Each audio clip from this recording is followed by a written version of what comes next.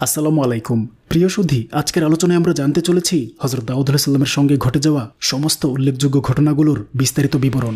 যে ঘটনাগুলো হয়তোবা ইতিপূর্বে আপনার কখনোই জানা হয়নি। তাই অনুরোধ করব পুরো আলোচনাটি না টেনে অন্তত কয়েকদিনে হলেও শুরু থেকে শেষ পর্যন্ত মনোযোগ সহকারে শোনার জন্য। আর এই জন্য ভিডিওটি শেয়ার করে রাখুন, যাতে যখন যতটুকু সময় পাবেন তখন ততটুকু করে শুনে নেবেন। তো চলুন শুরু করা যাক। হযরত দাউদ আলাইহিস সালাম হযরত ইয়াকুব আলাইহিস সালামের পুত্র ইয়াহুদের বংশধর। তিনি রাজ্য লাভের 40 বছর পরে নবুয়তি লাভ করেন। তিনি প্রথম জীবনে ছিলেন একজন দরিদ্র মেষপালক।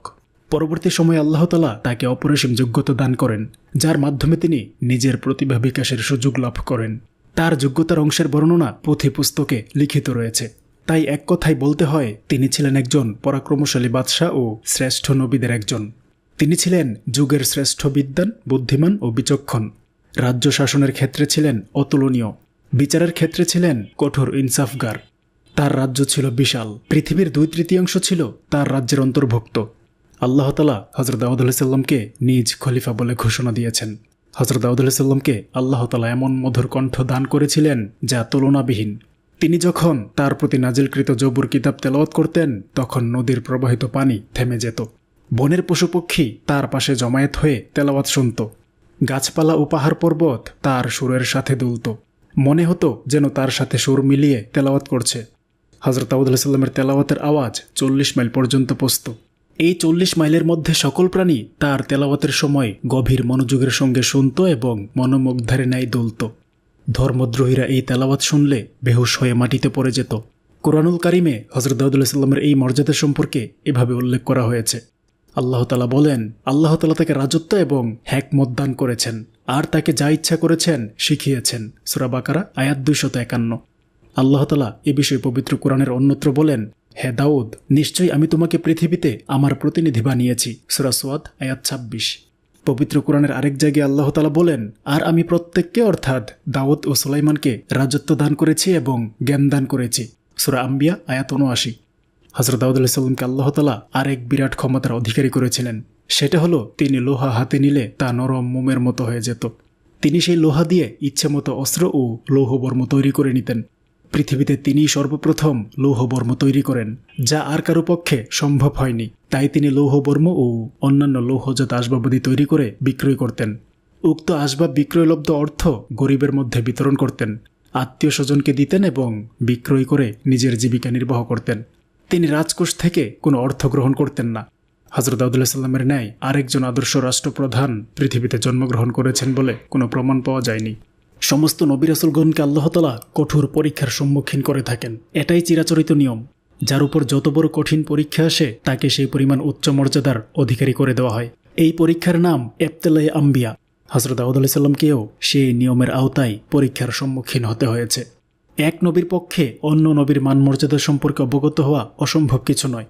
সেই হিসাবে হযরত দাউদ আলাইহিস সালাম যখন হযরত ইব্রাহিম, হযরত ইসমাইল ও হযরত ইয়াকুব আলাইহিস সালামের উচ্চ মর্যাদার খবর অবগত হলেন, তখন তিনি আল্লাহর দরবারে নিজ মান মর্যাদার উন্নতির জন্য আবেদন করলেন। আল্লাহ তাআলার পক্ষ থেকে অবগত করানো হলো যে মান মর্যাদার উন্নতির জন্য কঠিন পরীক্ষার সম্মুখীন হতে হয়। তখন দাউদ আলাইহিস সালাম আল্লাহর দরবারে ফরিয়াদ করে বললেন, হে আল্লাহ, আমাকে উচ্চ মর্যাদা সম্পন্ন করার ক্ষেত্রে আপনি যে কোনো পরীক্ষার সম্মুখীন করুন। আমি তা সানন্দে কবুল করে নেব এবং আপনার রহমত যদি আমার সঙ্গে থাকে, তবে আমি সেই পরীক্ষায় অবশ্যই উত্তীর্ণ হব। আল্লাহ তাআলা হযরত দাউদ আলাইহিস সালামের ফরিয়াদ কবুল করলেন এবং তাকে এক পরীক্ষার সম্মুখীন করে দিলেন। একদা হযরত দাউদ আলাইহিস সালাম নিজের ইবাদতখানায় বসে ইবাদত করছিলেন। এমন সময় একটি নতুন ধরনের পাখি এসে তার ইবাদতখানায় ঢুকল। পাখিটি দেখতে কবুতরের ন্যায় ছিল। তার গায়ের রং ছিল সোনালী বর্ণের। তার পাখা, পা ও ঠোঁট ছিল অত্যন্ত সৌন্দর্যমণ্ডিত। হযরত দাউদ আলাইহিস সালাম পাখিটি দেখে অবাক হয়ে তাকিয়ে রইলেন। পাখিটি তার অতি নিকটে আসলো। তখন তিনি পাখিটি ধরার জন্য অগ্রসর হলেন। পাখিটি তখন একটু দূরে সরে গেল। তিনি আরেকটু অগ্রসর হলেন। পাখিটি আরও একটু দূরে সরে গেল। এভাবে হযরত দাউদ আলাইহিস সালাম অগ্রসর হচ্ছিলেন, আর পাখিটিও খানিক দূরে দূরে সরে তাকে ঘর থেকে বের করে নিল। অতঃপর হযরত দাউদ আলাইহিস সালাম পাখিটি ধরার জন্য বেখেয়াল হয়ে পাখির পিছনে ছুটতে আরম্ভ করলেন। এভাবে অগ্রসর হতে হতে তিনি পাখির পিছনে বহুদূর চলে গেলেন। রাস্তা, জঙ্গল ও পাহাড় অতিক্রম করে তিনি অন্য এক রাজ্যে ঢুকে পড়লেন। হযরত দাউদ আলাইহিস সালাম যে এত দূরে এসে গেছেন তা তিনি আদৌ অনুমান করতে পারলেন না। তিনি যখন এক সুন্দর ফুলবাগানের মধ্যে এসে পৌঁছলেন, তখন পাখিটি তার সম্মুখ থেকে উধাও হয়ে গেল। তখন তার চেতনা ফিরে এলো। তিনি নিজেকে অসহায় ভাবতে লাগলেন। কোথায় কিভাবে তিনি এসেছেন কিছুই তার স্মরণে আসছে না। তিনি সেখানে অনেকক্ষণ দাঁড়িয়ে রইলেন। অতঃপর একজন মালির সাথে তার দেখা হলো। তিনি তখন মালিকে জিজ্ঞাসা করলেন, এই বাগানের মালিক কে? মালি উত্তর দিল, এই বাগানের মালিক একজন মহিলা। তার নাম আফিয়া। তিনি বাগানের উপরে এক সুরম্য অট্টালিকায় বসবাস করে। হযরত দাউদ আলাইহিস সালাম তখন বাগানের মধ্য দিয়ে হেঁটে অপর প্রান্তে গিয়ে বাগানের মালি আফিয়াকে দেখতে পেলেন। সেই ছিল ফুলবাগানের মালিক। হযরত দাউদ আলাইহিস সালাম তাকে বিবাহ করার নিয়ত করলেন। সেই মর্মে তিনি একজন পথচারীর নিকট জিজ্ঞাসা করলেন, এই বাগানের মালিক যেই মহিলা, তার কি বিবাহ হয়েছে? লোকটি উত্তর দিল, হ্যাঁ, কিছুদিন হলো তার বিবাহ হয়েছে বটে, কিন্তু তাদের স্বামী স্ত্রীর মধ্যে সাক্ষাৎ হয়নি। তার স্বামীর নাম আউরিয়া। সে একজন দক্ষ সৈনিক ছিল। সাধারণ ত্রুটির জন্য সে চাকরিচ্যুত হয়েছে। বর্তমানে সে সম্পূর্ণ বেকার। হযরত দাউদ আলাইহিস সালাম সমস্ত তথ্য জেনে আউরিয়াকে খবর দিলেন। আউরিয়া হযরত দাউদ আলাইহিস সালামের নিকট পৌঁছলে হযরত দাউদ আলাইহিস সালাম তার নিকট নিজের পরিচয় দিলেন। তখন আউরিয়া তাকে যথেষ্ট সম্মান প্রদর্শন করে আরজ করল, হুজুর, আপনি কষ্ট করে এই গরিবখানায় কেন পদধূলি রাখলেন? হযরত দাউদ আলাইহিস সালাম বললেন, আমি কতক লোকের নিকট তোমার সুনাম শুনেছি। তুমি একজন দক্ষ সৈনিক। সেই হিসেবে তোমাকে বলতে এসেছি যে আমার একজন দক্ষ সৈনিক প্রয়োজন। বর্তমানে আমার দক্ষ সৈনিকের অভাব। তুমি যে সামান্য ত্রুটির জন্য চাকরিচ্যুত হয়েছ সেটা কোনো ব্যাপার নয়। আমি তোমাকে এবার প্রধান সেনাপতি করে যুদ্ধ পরিচালনার দায়িত্ব দিতে চাই। এই পদ থেকে হয়তো একদিন তুমি রাজ্যের সর্বেসর্বা হবার সুযোগ লাভ করবে, যেমন আমি সেনাপতি থেকে রাষ্ট্রপ্রধানের ভাগ্য লাভ করেছি। বর্তমানে তোমার বেতন ভাতা হবে সেনাবাহিনীর সকলের চাইতে বেশি, এবং সুযোগ সুবিধা যা চাও তাই দেওয়া হবে। আউরিয়া হযরত দাউদ আলাইহিস সালামের নিকট তার ভাগ্য পরিবর্তনের খবর শুনে অনেকটা আটখানা হয়ে গেল। এক বাক্যে সে চাকরির স্বীকৃতি প্রদান করল। আউরিয়া তাৎক্ষণিক সুযোগ সুবিধার মুখে অন্ধ হয়ে তার সদ্য বিবাহিত স্ত্রীর কথা ভুলে গেল এবং হযরত দাউদ আলাইহিস সালামের নিকট যুদ্ধযাত্রার আদেশ প্রার্থনা করল। হযরত দাউদ আলাইহিস সালাম আউরিয়াকে দুর্ধর্ষ রোম বাহিনীর বিরুদ্ধে যুদ্ধ করার জন্য প্রেরণ করেন। আউরিয়া অত্যন্ত সাহসিকতার সাথে রোম বাহিনীর বিরুদ্ধে যুদ্ধ পরিচালনা করল এবং অতি অল্প সময়ের মধ্যে বিজয় লাভ করল। ইতিপূর্বে এই বাহিনীর সাথে যুদ্ধ করে কেউ বিজয় লাভ করতে পারেনি। আউরিয়া রোম বিজয় করে সেখান থেকে নাতেকা নামক আরেক যুদ্ধক্ষেত্রের দিকে অগ্রসর হয়। সেখানে সে একদিন সকল বীরত্বের সঙ্গে যুদ্ধ করে নিহত হয়, কিন্তু তার সৈন্যরা আউরিয়ার মৃত্যুতে মনোবল না হারিয়ে যুদ্ধ চালিয়ে যেতে থাকে। শেষ পর্যন্ত বিজয় তাদের হাতের মুঠোয় চলে আসে। হযরত দাউদ আলাইহিস সালাম আউরিয়ার মৃত্যুতে যথেষ্ট শোক প্রকাশ করেন। 1 বছর ধরে শোক পালনের জন্য রাজ্যময় ঘোষণা দিয়ে দেন। কিছুদিন পরে আফিয়ার নিকট তিনি বিবাহের পয়গাম প্রেরণ করলেন। আফিয়া নিজের জীবনের ভবিষ্যৎ চিন্তা করে এই বিবাহে রাজি হয়। তখন হযরত দাউদ আলাইহিস সালাম একদিন দরবারের লোকজন নিয়ে আফিয়াকে বিবাহ করে নিজ মহলে নিয়ে আসেন। ইতিপূর্বে হযরত দাউদ আলাইহিস সালামের একাধিক স্ত্রী ছিলেন। তিনিই ছিলেন হযরত দাউদ আলাইহিস সালামের শেষ স্ত্রী। তার গর্ভেই বিশ্ববিখ্যাত বাদশাহ হযরত সুলাইমান আলাইহিস সালাম জন্মগ্রহণ করেন, যিনি ছিলেন সমগ্র পৃথিবীর একচ্ছত্র অধিপতি। জিন, ইনসান, পশুপক্ষী, বাতাস, পানি সকলই ছিল তার প্রজাকুলের অন্তর্ভুক্ত। আল্লাহ তাআলার নির্দেশক্রমে হযরত দাউদ আলাইহিস সালাম নিয়মিত রাজকার্য পরিচালনা আরম্ভ করেন এবং বিচারের ক্ষেত্রে জটিল বিষয়ে নিজেই ফয়সালা করতেন। একদিন 2 বিবাদকারী এসে রাজ দরবারে হাজির হল। একজনে বলল, হুজুর, এই লোকটির ছাগলের পাল এসে আমার ক্ষেতের সমুদয় ফসল খেয়ে ফেলেছে। এখন আমার ক্ষতিপূরণের ব্যবস্থা করে দিন। হযরত দাউদ আলাইহিস সালাম তার রাজ কর্মচারীর দ্বারা ছাগল ও ফসলের মূল্য নির্ধারণ করলেন। তাতে দেখা গেল ছাগলের দামের চেয়ে অধিক এসেছে। হযরত দাউদ আলাইহিস সালাম ক্ষেতওয়ালাকে ছাগলগুলো দিয়ে বললেন, তোমার ফসলের বিনিময়ে এই ছাগলগুলো নিয়ে যাও। আজ থেকে এগুলো তোমার। হযরত দাউদ আলাইহিস সালামের এই রায় শুনে উভয় পক্ষ বিদায় হলো। ছাগলওয়ালা কাঁদতে কাঁদতে দরবার থেকে বের হলো। দরজায় হযরত দাউদ আলাইহিস সালামের 7 বছরের পুত্র হযরত সুলাইমান আলাইহিস সালামের সঙ্গে তার সাক্ষাৎ হলো। হযরত সুলাইমান আলাইহিস সালাম একটি লোককে কাঁদতে দেখে জিজ্ঞাসা করলেন, তুমি কাঁদছো কেন? লোকটি বলল, সেই কথা বলে লাভ নেই। স্বয়ং খলিফা নিজেই আমাদের একটি মামলার রায় দিয়েছেন, যেই রায়ে আমি রাস্তার ফকির হয়ে গিয়েছি। তাই কোনো উপায়ান্তর না দেখে আল্লাহর দরবারে কাঁদছি। হযরত সুলাইমান আলাইহিস সালাম জিজ্ঞাসা করলেন, তোমার মামলাটির বিষয় কি ছিল? লোকটি বলল, আমার এক পাল ছাগল আমার প্রতিবেশীর ক্ষেতে ঢুকে তার ফসল খেয়ে ফেলেছে। খলিফা এই জন্য আমার সকল ছাগল তাকে দিয়ে দিয়েছেন। এখন আমার অবস্থা খুবই বিপজ্জনক হয়ে দাঁড়িয়েছে, কারণ আমার আর কোনো আয় রোজগারের ব্যবস্থা নেই। ছাগলের দুধ বিক্রি করে আমার পরিবারের জীবিকা নির্বাহ হতো। হযরত সুলাইমান আলাইহিস সালাম পিতার রায় শুনে ছাগলওয়ালাকে বললেন, তুমি পুনরায় খলিফার দরবারে গিয়ে বলো, হুজুর, আমার মামলার বিষয়টা আরেকটু ভেবেচিন্তে রায় দিলে আমি বেঁচে যেতাম, না হয় আমার পরিবারের বেঁচে থাকার কোনো উপায় নেই। লোকটি হযরত সুলাইমান আলাইহিস সালামের পরামর্শ অনুসারে খলিফার দরবারে পৌঁছে অনুরোধ আরজ করল। খলিফা তখন জিজ্ঞাসা করলেন, তোমাকে এই কথা কে শিখিয়ে দিয়েছে? লোকটি বলল, শাহজাদা সুলাইমান। তখন খলিফা তার পুত্র হজরত সুলাইমান আলাইসাল্লামকে দরবারে ডেকে পাঠালেন। হজরত সুলাইমান আলাইসাল্লাম পিতার নিকট পৌঁছলে তিনি জিজ্ঞাসা করলেন, তুমি কি মনে করো আমার বিচার ন্যায়সঙ্গত হয়নি? সুলাইমান আলাইসাল্লাম বললেন, ন্যায়সঙ্গত হয়েছে বটে, তবে সূক্ষ্ম বিচার হয়নি। তখন হজরত দাউদ আলাইসাল্লাম বললেন, আচ্ছা, বিষয়টি যদি তুমি বিচার করতে তাহলে কিভাবে করতে? হজরত সুলাইমান আলাইসাল্লাম বললেন, যদি আপনি আদেশ দেন তবে আমি বলতে পারি। হজরত দাউদ আলাইসাল্লাম বললেন, হ্যাঁ, আমি তোমাকে আদেশ দিলাম। তখন সুলাইমান আলাইসাল্লাম বললেন, আমার বিবেচনা অনুসারে বিচারটি এভাবে হলে ভালো হতো। ছাগলওয়ালা আপাতত ছাগলগুলো ক্ষেতওয়ালাকে দিয়ে দিবে, সে উহার দুগ্ধ পান করবে এবং ছাগলওয়ালা ক্ষেতওয়ালার ক্ষেতে পানি দিবে। যেই দিন ক্ষেত পূর্বের ন্যায় তরতাজা হবে সেই দিন ক্ষেতওয়ালা ছাগলগুলোকে ছাগলের মালিককে দিয়ে দিবে। হজরত দাউদ আলাইসাল্লাম সুলাইমান আলাইসাল্লামের রায় শুনে বললেন, তোমার রায়টা উত্তম, অতএব এটাই কার্যকরী হবে। হজরত দাউদ আলাইসাল্লাম হজরত সুলাইমান আলাইসাল্লামের বিচক্ষণতা দেখে তখনই মনে করেছিলেন যে আল্লাহ তাআলা একদিন তাকে যুগের শ্রেষ্ঠ মর্যাদাবান করে প্রতিষ্ঠিত করবেন। আরেক দিনের ঘটনা, হজরত সুলাইমান আলাইসাল্লামের অনুপস্থিতিতে এক বৃদ্ধা এসে হজরত দাউদ আলাইসাল্লামের নিকট নালিশ করল। তিনি বলল, হে আল্লাহর খলিফা, আমি আমার বাসায় অভুক্ত ছেলে মেয়ে ও মেহমান রেখে আমি কিছু আটা আনতে চাই, যা দিয়ে তাদের খাবারের ব্যবস্থা করব। আমি আটা নিয়ে আসার পথে হঠাৎ বাতাসে আমার আটাগুলো উড়িয়ে নিয়ে যায়। আমি এখন খুবই দুশ্চিন্তাগ্রস্ত, কারণ খালি হাতে বাসায় গিয়ে মেহমান ও ছেলেদের সম্মুখে কি দিব? আমার বাসায় অন্য আর কোনো খাবার নেই। অতএব আপনি বাতাসের এই অপরাধের বিচার করুন। হজরত দাউদ আলাইসাল্লাম বৃদ্ধার অনুযোগ শুনে খুবই সমস্যায় পতিত হলেন। তখন তিনি বৃদ্ধাকে বললেন, বৃদ্ধা মা, আমি বাতাসের বিচার কিভাবে করব? বাতাস আমার অধীন নয়, তাকে হাজির করাও সম্ভব নয়। তার চেয়ে আমি তোমাকে আমার নিজের থেকে 5 সের আটা দিয়ে দিচ্ছি, তুমি এটা দ্বারা রুটি করে মেহমানকে আপ্যায়ন করো। বৃদ্ধা এই কথায় রাজি হলে হজরত দাউদ আলাইসাল্লাম তাকে 5 সের আটা দিয়ে বিদায় করলেন। বৃদ্ধা খলিফার নিকট থেকে বিদায় নিয়ে যখন সম্মুখের দরজায় গিয়ে পৌঁছল, তখন শাহজাদা সুলাইমানের সঙ্গে তার সাক্ষাৎ হলো। হজরত সুলাইমান আলাইসাল্লাম বৃদ্ধাকে দেখে বললেন, কি হে বৃদ্ধা, খলিফার দরবারে ভিক্ষা নিতে এসেছিলে বুঝি? বৃদ্ধা বলল, না বাবা, আমি আসছিলাম বাতাসের বিরুদ্ধে মামলা দায়ের করার উদ্দেশ্যে, কিন্তু খলিফা আমার অভিযোগ গ্রহণ করলেন না। তিনি আমাকে কিছু আটা দিয়ে বিদায় করলেন। হজরত সুলাইমান আলাইসাল্লাম তখন ঘটনার বিবরণ জানতে চাইলেন। বৃদ্ধা তাকে সম্পূর্ণ ঘটনা খুলে বলল। তখন হজরত সুলাইমান আলাইসাল্লাম বললেন, তুমি পুনরায় খলিফার নিকট চলে যাও এবং বলো, খলিফা, আমি আপনার নিকট এসেছি বিচার প্রার্থী হয়ে, ভিক্ষা নিতে আসিনি। অতএব আমি এই আটা নিব না, আপনি আমার অভিযোগের বিচার করুন। বৃদ্ধা হজরত সুলাইমান আলাইসাল্লামের পরামর্শ অনুসারে দ্বিতীয়বার খলিফার দরবারে গিয়ে নতুন করে তার অভিযোগ পেশ করল। খলিফা তখন খুবই মুশকিলে পড়লেন। তিনি বৃদ্ধাকে 10 মণ আটা দিয়ে রাজি করালেন। বৃদ্ধা আটার বস্তা বহনকারীদেরকে নিয়ে যখন পূর্বস্থানে পৌঁছালো, তখনও সুলাইমান আলাইসাল্লাম তাকে জিজ্ঞাসা করলেন, কি হে বৃদ্ধা, তোমার অভিযোগের বিচার পেয়েছ নাকি ভিক্ষা বাড়িয়ে নিয়ে চলেছ?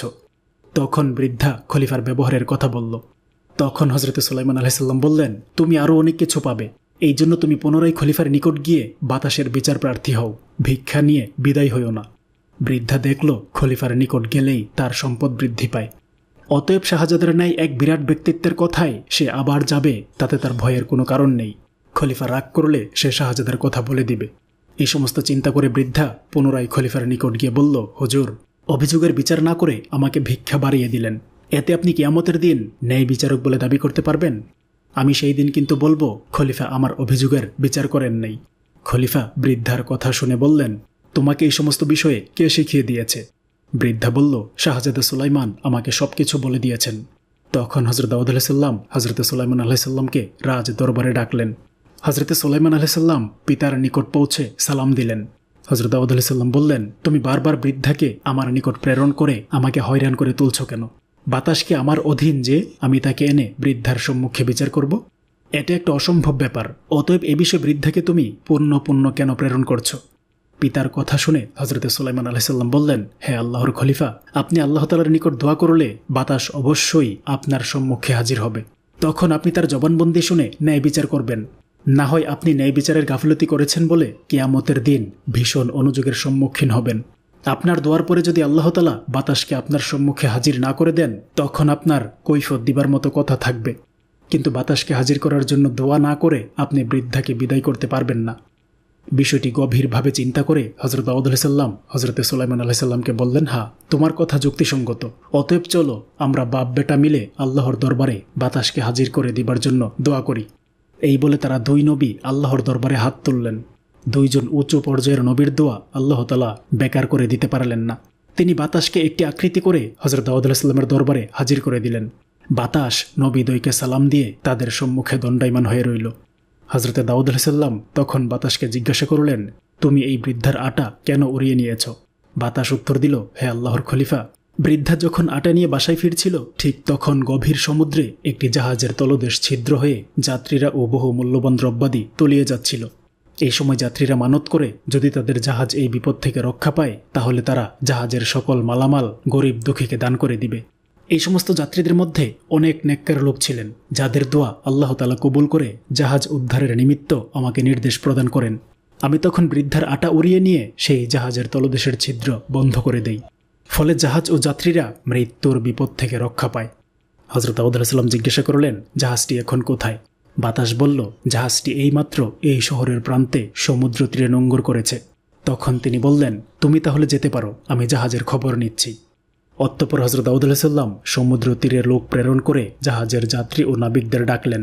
কিছু সময়ের মধ্যে তারা এসে খলিফার দরবারে পৌঁছালো। তখন তিনি বললেন, তোমরা জাহাজের সমুদয় মালপত্র গরিব দুঃখীর মধ্যে বিতরণ করার অঙ্গীকার করেছ। সেই মর্মে এই বৃদ্ধাকে সমস্ত মালামালের অর্ধেক দিবে, বাকি অর্ধেক গরিব দুঃখীর মধ্যে বিতরণ করবে। জাহাজের নাবিক ও যাত্রীরা খলিফার আদেশ শিরোধার্য করে নিল। বৃদ্ধাকে তাদের সঙ্গে নিয়ে গেল এবং জাহাজের সমুদয় মাল খালাস করে সুষ্ঠু বন্টন করে অর্ধেক বৃদ্ধাকে দিয়েছিল, বাকি অর্ধেক গরিব দুঃখীকে দান করল। দীর্ঘদিন পরে একদা হযরত দাউদ আলাইহিস সালাম বৃদ্ধার বাড়ির নিকট দিয়ে যাচ্ছিলেন। এমন সময় তিনি দেখলেন বৃদ্ধার বাড়ির কোনো চিহ্ন নেই। সেখানে বিরাট বিরাট অট্টালিকা, চতুর্দিকে ফুলবাগান, সম্মুখে দারোয়ান, চত্বরে ঘোড়ার গাড়ি ইত্যাদি। তখন হযরত দাউদ আলাইহিস সালাম সেখানের লোকদের নিকট জিজ্ঞাসা করলেন, এখানে এক বৃদ্ধার বাড়ি ছিল, সেই বৃদ্ধা এখন কোথায়? লোকেরা তার কথার উত্তরে বলল, হুজুর, এই প্রাসাদ ও অট্টালিকাসমূহ সেই বৃদ্ধার। সে নাকি বাতাসের বিরুদ্ধে আপনার নিকট অভিযোগ করে বিপুল ধন সম্পদের মালিক হয়েছে। এখন তার সাক্ষাৎ লাভ করা সাধারণ মানুষের জন্য কষ্টকর। হযরত দাউদ আলাইহিস সালাম তখন বৃদ্ধাকে খবর দিতে বললেন। বৃদ্ধা খলিফার কথা শুনে তড়িৎ তার সম্মুখে এসে হাজির হল। খলিফা বৃদ্ধাকে জিজ্ঞাসা করলেন, তুমি এমন কি নেক কাজ করেছ যার জন্য আল্লাহ তাআলা তোমাকে এই বিপুল ধন সম্পদের মালিক করেছেন? বৃদ্ধা বলল, হুজুর, আমি তেমন বিশেষ কোনো নেক কাজ করেছি বলে আমার মনে পড়ে না। তবে একদিন এক ভিক্ষুক আমার বাসায় এসে বলল, মা, আমি 3 দিনের উপবাসী, আমাকে কিছু খেতে দাও, ক্ষুধায় আমার জান বেরিয়ে যাচ্ছে। তখন আমি ঘরে গিয়ে দেখলাম সামান্য একটু কড়া রুটি ছাড়া আর কিছুই নেই। তখন আমি রুটি টুকরা এনে ভিক্ষুককে খেতে দেই। ভিক্ষুক রুটি টুকরা খেয়ে বলল, মা, এতে আমার ক্ষুধার জ্বালা আদৌ মিটেনি, অতএব আমাকে আরও কিছু খেতে দিন। তখন আমি তাকে বললাম, বাবা, আমার ঘরে আর কিছুই নেই, তবে তুমি কিছু সময় অপেক্ষা করো, আমি আটা এনে তোমাকে রুটি করে দিচ্ছি। এই কথা বলে আমি আটা আনতে গিয়ে বাতাসের সম্মুখীন হই এবং আটা সম্পূর্ণ বাতাসে উড়িয়ে নেয়। তখন আমি আপনার দরবারে গিয়ে বাতাসের বিরুদ্ধে অভিযোগ দায়ের করি। আপনি ও শাহজাদা সুলাইমান দোয়া করে বাতাসকে হাজির করে ডুবন্ত জাহাজের যে অর্ধেক সম্পদ আমাকে প্রদান করেছিলেন, উহাই ছিল আমার উন্নতির প্রধান কারণ। উক্ত সম্পদের অধিকারী হবার পরে আমার ছেলেরা বিদেশের সাথে ব্যবসা বাণিজ্য করে, তাতে আল্লাহ আমাকে অনেক বরকত দিয়েছেন। আমি অনেক অর্থ সম্পদের মালিক হয়েছি। গোটা শহরে আমার চেয়ে অধিক সম্পদশালী কেউ আছে বলে আমি জানি না। হুজুর, আপনি আমাকে এখানে সম্পদশালী করে দিয়েছেন, এবার পরকালের মুক্তির ব্যবস্থা করে দিন। হযরত দাউদ আলাইহিস সালাম বললেন, তুমি যে সম্পদ পেয়েছ তা তোমার আটার বদলে পেয়েছ। বাকি ভিক্ষুককে আপ্যায়নের প্রতিফল আল্লাহ তাআলা তোমাকে পরকালে দান করবেন। একদা বনী ইসরায়েলের কতক লোক এসে হযরত দাউদ আলাইহিস সালামের নিকট বলল, হুজুর, আমাদিগকে কিয়ামতের কিছু আলামত দেখান, যাতে আমাদের ঈমান আরও মজবুত হয়। হযরত দাউদ আলাইহিস সালাম বনী ইসরায়েলদেরকে বললেন, আগামী 3 দিন পরে ঈদ, তোমরা ঈদের দিন ময়দানে এসো, তাহলে তোমরা কিছু কিয়ামতের নমুনা দেখতে পাবে। এই বলে তাদেরকে বিদায় করলেন। তৎসময় বনী ইসরায়েল সম্প্রদায়ের মধ্যে একজন ধনী ব্যক্তি ছিল। তার অনেক টাকা পয়সা অর্থ সম্পদ ছিল। এই ব্যক্তির ছিল একটি শখের গরু। গরুটি দেখতে যেমন সুন্দর ছিল, তেমনি মালিক তাকে স্বর্ণ, রৌপ্য, হীরা জহরত দিয়ে এমনভাবে সাজিয়েছিল যাতে একবার ওটার প্রতি কারো দৃষ্টি পড়লে আর চক্ষু ফেরাতে ইচ্ছা হতো না। সে গরুটিকে মাঠে মুক্তভাবে ছেড়ে দিত। গরু দিনের বেলায় মাঠে চড়ত আর রাত্রিবেলায় এসে মহাজনের ঘরে শুয়ে থাকত। একদিন মহাজনের এই গরুটি নিখোঁজ হল। তখন মালিক চতুর্দিকে লোক লাগিয়ে গরুটির খোঁজখবর নিতে লাগলো। কয়েকদিন যাবৎ সে অস্থির হয়ে শহরের সর্বত্র অনুসন্ধান করল, তবুও গরুর কোনো হদিস পাওয়া সম্ভব হলো না। তখন মালিক ঘোষণা দিয়ে দিল, যেই ব্যক্তি গরুর খোঁজ দিতে পারবে তাকে 10,000 টাকা পুরস্কার দেওয়া হবে। পুরস্কারের খবর শুনে বহু লোক গরুর সন্ধানে ব্যস্ত হয়ে পড়ল। বনি ইসরায়েলদের মধ্যে সেই যুগে অনেক অলি বুজুর্গ ও নেককার ব্যক্তি ছিলেন। তাদের মধ্যে একজন নেককার মহিলার কথা এখানে উদ্ধৃত করছি। মহিলাটি ছিল অত্যন্ত ধর্মপরায়ণ, দিবারাত্র এবাদত বন্দেগীর মধ্যে থাকতেন। তার একটিমাত্র ছেলে ছিল, অন্য আর কোনো আপনজন ছিল না। মহিলা নির্বিঘ্নে এবাদত করার জন্য লোকালয় ছেড়ে এক নির্জন ময়দানের মাঝে গিয়ে বসতি স্থাপন করেন। ছেলেটি তার সঙ্গেই ছিল। সেখানে তাদের ঘরের পাশ দিয়ে একটি ছোট্ট পানির নহর সর্বদা বয়ে যেত। তাদের যখন ক্ষুধা পেত তখন গিয়ে তারা নহরের পানি পান করত। তাতেই তাদের ক্ষুধা নিবৃত্ত হতো। কিছুদিন এভাবে এবাদত করার পরে দেখা গেল নহরের পাশে কয়েকটি আনার গাছ জন্মেছে। দেখতে দেখতে গাছগুলো বড় হয়ে ফল ধরল। গাছগুলোতে প্রতিদিন 2টি করে পাকা ফল দিতে আরম্ভ করল। তখন মহিলা ও তার ছেলে আল্লাহ প্রদত্ত আনার খেতে আরম্ভ করে। প্রতিদিন তারা দুইজনে 2টি ফল খেয়ে পরিতৃপ্ত হতো। আল্লাহর বান্দার রিজিকের জিম্মাদার আল্লাহ নিজেই, তাই তাদের আয় রুজি রোজগারের কোনো ভাবনা ছিল না। তারা দিবারাত্র এবাদতে মশগুল থাকত এবং আনার ও নহরের পানি পান করে অতি স্বাচ্ছন্দ্যে দিনযাপন করত। এইভাবে তারা একাধারে 70 বছর যাবৎ এবাদত বন্দিগিতে লিপ্ত থাকে এবং আনার ও নহরের পানি পান করে জীবিকা নির্বাহ করে। একদা ছেলে তার মাকে বলল, মা, আমরা একাধারে 70 বছর যাবৎ একই খাদ্য খেয়ে আসছি। আমিও এখন বৃদ্ধ হয়েছি, আর তুমি তো অতি বৃদ্ধা। এখন আমার মনে চাই একদিন বাজারে গিয়ে নতুন কিছু খাদ্য এনে তোমাকে খেতে দেই। বৃদ্ধা জিজ্ঞাসা করল, টাকা কোথায় পাবে? ছেলে বলল, একদিনের আনার 2টি বিক্রি করে যেই টাকা পাওয়া যাবে তা দ্বারা অন্য খাদ্য কিনে নিয়ে আসব। মা বলল, বাবা, আল্লাহ সন্তুষ্ট হয়ে যে খাদ্য আমাদেরকে দিচ্ছেন তার উপর সন্তুষ্ট থাকা উচিত। বিকল্প কোনো চিন্তা করাই আল্লাহ তাআলার নাশুকরি হবে। অতএব আমাদের কোনো নতুন খাদ্যের প্রয়োজন নেই। আমরা আল্লাহ তাআলার তরফ থেকে যা পাচ্ছি তাই আমাদের জন্য যথেষ্ট। অতএব আমি তোমাকে দুর্ভাবনা করতে বারণ করছি। ছেলে তার মায়ের উপদেশে সন্তুষ্ট হলো না। সে বারবার তার মাকে একই কথা নিয়ে বিরক্ত করতে লাগলো। অবশেষে তার মা বলল, যা, তোর মনে যা চাই তা করগে। ছেলে তখন সেই দিনের 2টি আনার নিয়ে বাজারে গেল এবং বাজারে তা বিক্রি করে সেই টাকা দিয়ে বিভিন্ন রকমের খাদ্য কিনে আনলো।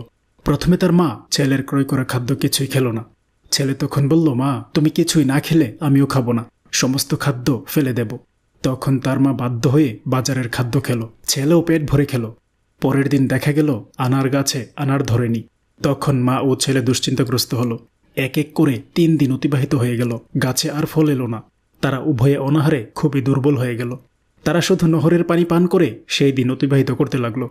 এই সময় একটি সুন্দর স্বাস্থ্যবান ও অলঙ্কারে সজ্জিত একটি গরু এসে তাদের দরজায় সারাদিন গড়াগড়ি করে কাটালো। 3য় দিনে আল্লাহর হুকুমে গরুর জবান খুলে গেল।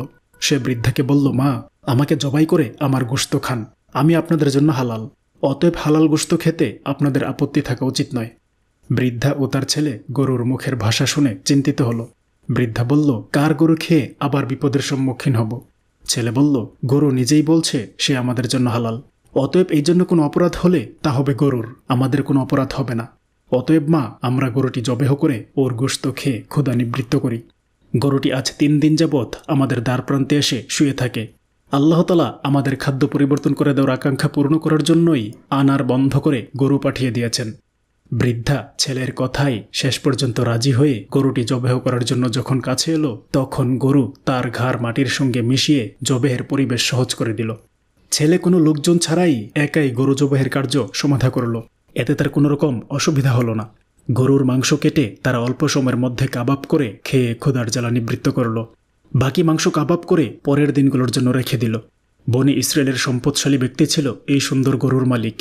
সে কয়েকদিন যাবৎ গরুটি হারিয়ে উহার খোঁজে অনেক লোক লাগিয়ে দিয়েছিল। বনি ইসরায়েল সম্প্রদায়ের মধ্যে দেলালা নামে একটি ধূর্ত মেয়ে লোক ছিল। সে 10,000 টাকা প্রাপ্তির লোভে বাড়ি বাড়ি গিয়ে গরুর সন্ধান করতে শুরু করে দিল। অনেক বাড়ি অনুসন্ধানের পর একসময় বৃদ্ধার জীর্ণ কুটিরে এসে উপস্থিত হল। তখনও পর্যন্ত গরুর চামড়া ও হাড় বাইরে বিক্ষিপ্ত অবস্থায় পড়েছিল। দেলালা এগুলো দেখে অনেকটা আশাবাদী হলো। সে তৎক্ষণাৎ বৃদ্ধার ঘরে গিয়ে দেখে বৃদ্ধা ও ছেলে কাবাব খাচ্ছে। তখন দেলালা বলল, তোমরা কাবাব খাচ্ছ? গরুটি তো ছিল খুবই ভালো, তার গোশত খেতে ভালোই হবে। ভালো সময় আমি তোমাদের বাসায় এসেছি, আমাকে কিছুটা খেতে দাও। বৃদ্ধা তখন তাকে একটু কাবাব খেতে দিল। দেলালা কাবাব নিয়ে বের হয়ে গেল এবং বলল, আমি এটা বাড়িতে নিয়ে মজা করে খাবো। দেলালা ওখান থেকে বের হয়ে দ্রুত গরুর মালিকের বাড়িতে পৌঁছে তাকে খবর দিল। সে বলল, আমি আপনার গরুর খবর নিয়ে এসেছি, এখনই আমাকে আমার প্রাপ্য বকশিশ দিয়ে দিন। গরুর মালিক তখন তাকে একত্রে 10,000 টাকা দিয়ে বলল, কোথায় আমার গরু? দেলালা বলল, গরু জীবিত নেই। নির্জন ময়দানের মাঝে এক বৃদ্ধা ও তার ছেলে বাস করে। তারা এবাদতের ভান করে ওখানে এবাদতখানা তৈরি করে সেখানে দিবারাত্র এবাদত করার নামে চুরি ডাকাতি করে। গতদিন তারা আপনার গরু জবেহ করে কাবাব তৈরি করে খেয়েছে। গরুর হাড় ও চামড়া সেখানে পড়ে আছে, মাংস তাদের ঘরে আছে। আপনি এখনই লোক পাঠিয়ে তাদেরকে বন্দী করুন, অন্যথায় তারা পালিয়ে যাবে। ধনী ব্যক্তি তখনই খলিফা দাউদ আলাইসাল্লামের নিকট সবিস্তার ঘটনা বলল। হযরত দাউদ আলাইসাল্লাম ধনী ব্যক্তির বর্ণনার পরিপ্রেক্ষিতে বৃদ্ধা ও তার ছেলেকে বন্দী করে নিয়ে আসার জন্য লোক পাঠিয়ে দিলেন। এ সময় হযরত জিবরিল আলাইসাল্লাম সেখানে হাজির হয়ে হযরত দাউদ আলাইসাল্লামকে এবাদতখানায় ডেকে নিয়ে আসলেন। নিবৃত্ত স্থানে হযরত জিবরিল আলাইসাল্লাম বললেন, হে আল্লাহর খলিফা, আপনার নিকট বনি ইসরায়েলের ধনী ব্যক্তি যে অভিযোগ দায়ের করেছে সেটা এক বিরাট রহস্য। এই ধনী ব্যক্তি একসময় ময়দানে বসবাসকারী বৃদ্ধার স্বামীর চাকর হিসাবে জীবনযাপন করত। বৃদ্ধার স্বামী ছিল একজন বিরাট ব্যবসায়ী। একসময় সে এই চাকরকে নিয়ে ব্যবসার উদ্দেশ্যে সিরিয়া যাত্রা করেন। তখন তিনি 500 উট, ছাগল এবং অন্যান্য মালপত্র নিয়ে যাত্রা করেন। পথে মধ্যে এক নীরব স্থানে তারা রাত্রি যাপন করছিল। এমন সময় চাকরের মাথায় কুবুদ্ধি আসলো। সে তার মনিবকে ঘুমন্ত অবস্থায় হত্যা করে সমস্ত মালপত্র নিয়ে মিশর যাত্রা করে এবং সেখানে সে সমুদয় মালপত্র বিক্রয় করে বিপুল অর্থ সম্পদের মালিক হয়। শুধুমাত্র এই গরুটি বিক্রি না করে সাথে নিয়ে আসে। দীর্ঘদিন পরে দেশে এসে সে বড়লোক হয়ে বসে। লোকজন, কর্মচারী ও বন্ধুবান্ধব জুটিয়ে অল্প সময়ের মধ্যে একজন বিশিষ্ট ব্যক্তির মর্যাদা অর্জন করে। অনেকে তার মনিবের কথা জিজ্ঞাসা করলে সে জানায় যে সে বহুদিন পূর্বে একাকী সিরিয়া গিয়েছে, তারপরে আর তার সঙ্গে সাক্ষাৎ হয়নি। এখন যে গরুটি বৃদ্ধা ও তার ছেলে জবেহ করে খেয়েছে এটা বৃদ্ধার স্বামীর খরিদ করা গরু। আর এই ধনী ব্যক্তির সহায় সম্পদ যা কিছু আছে তা সবই বৃদ্ধার স্বামীর উপার্জিত সম্পদ। অতএব এই ঘটনাকে সম্মুখে রেখে আপনি অভিযোগের ন্যায়সঙ্গত রায় প্রদান করবেন। এই কথা বলে হযরত জিবরিল আলাইহিসসালাম চলে গেলেন। হযরত দাউদ আলাইহিসসালাম কর্তৃক প্রেরিত লোক যথা সময়ে বৃদ্ধাকে ও তার ছেলেকে বন্দী করে খলিফার দরবারে নিয়ে আসলো।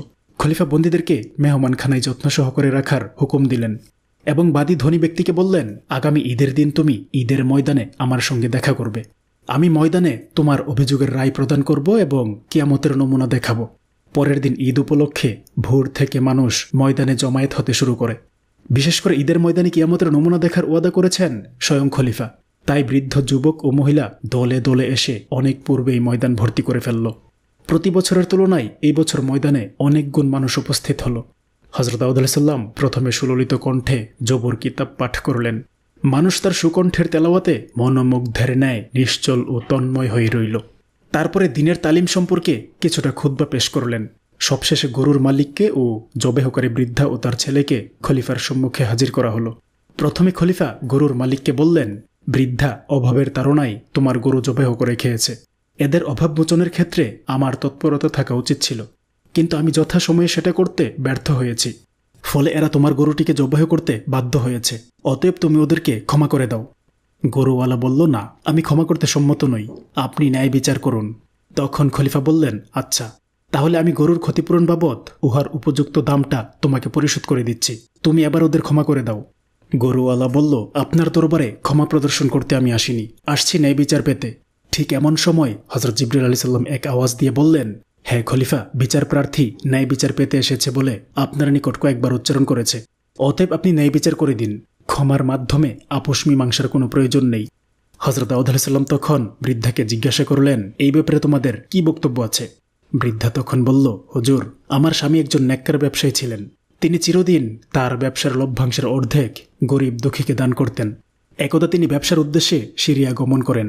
তারপর আর তিনি ফিরে আসেননি। আমি তখন আমার একমাত্র ছেলেকে নিয়ে খুবই বিপন্ন হয়ে পড়ি। আমার আওতায় যেসব ধন সম্পদ ছিল তা দুষ্ট মানুষেরা আত্মসাৎ করে নেয়। ফলে আমাকে বুভুক্ষ অবস্থায় দিন কাটাতে হয়। তখন আমি মনে মনে চিন্তা করলাম, এই অবস্থায় হাহুতাশ করে মৃত্যুবরণ করার চাইতে নিবৃত্তে আল্লাহর নাম স্মরণ করতে করতে মৃত্যুবরণ করা অনেক শ্রেয়। তাই আমি বাড়িঘর ছেড়ে ময়দানে একখানি জীর্ণ কুটির তৈরি করে আল্লাহর ইবাদত বন্দিগিতে মশগুল হই।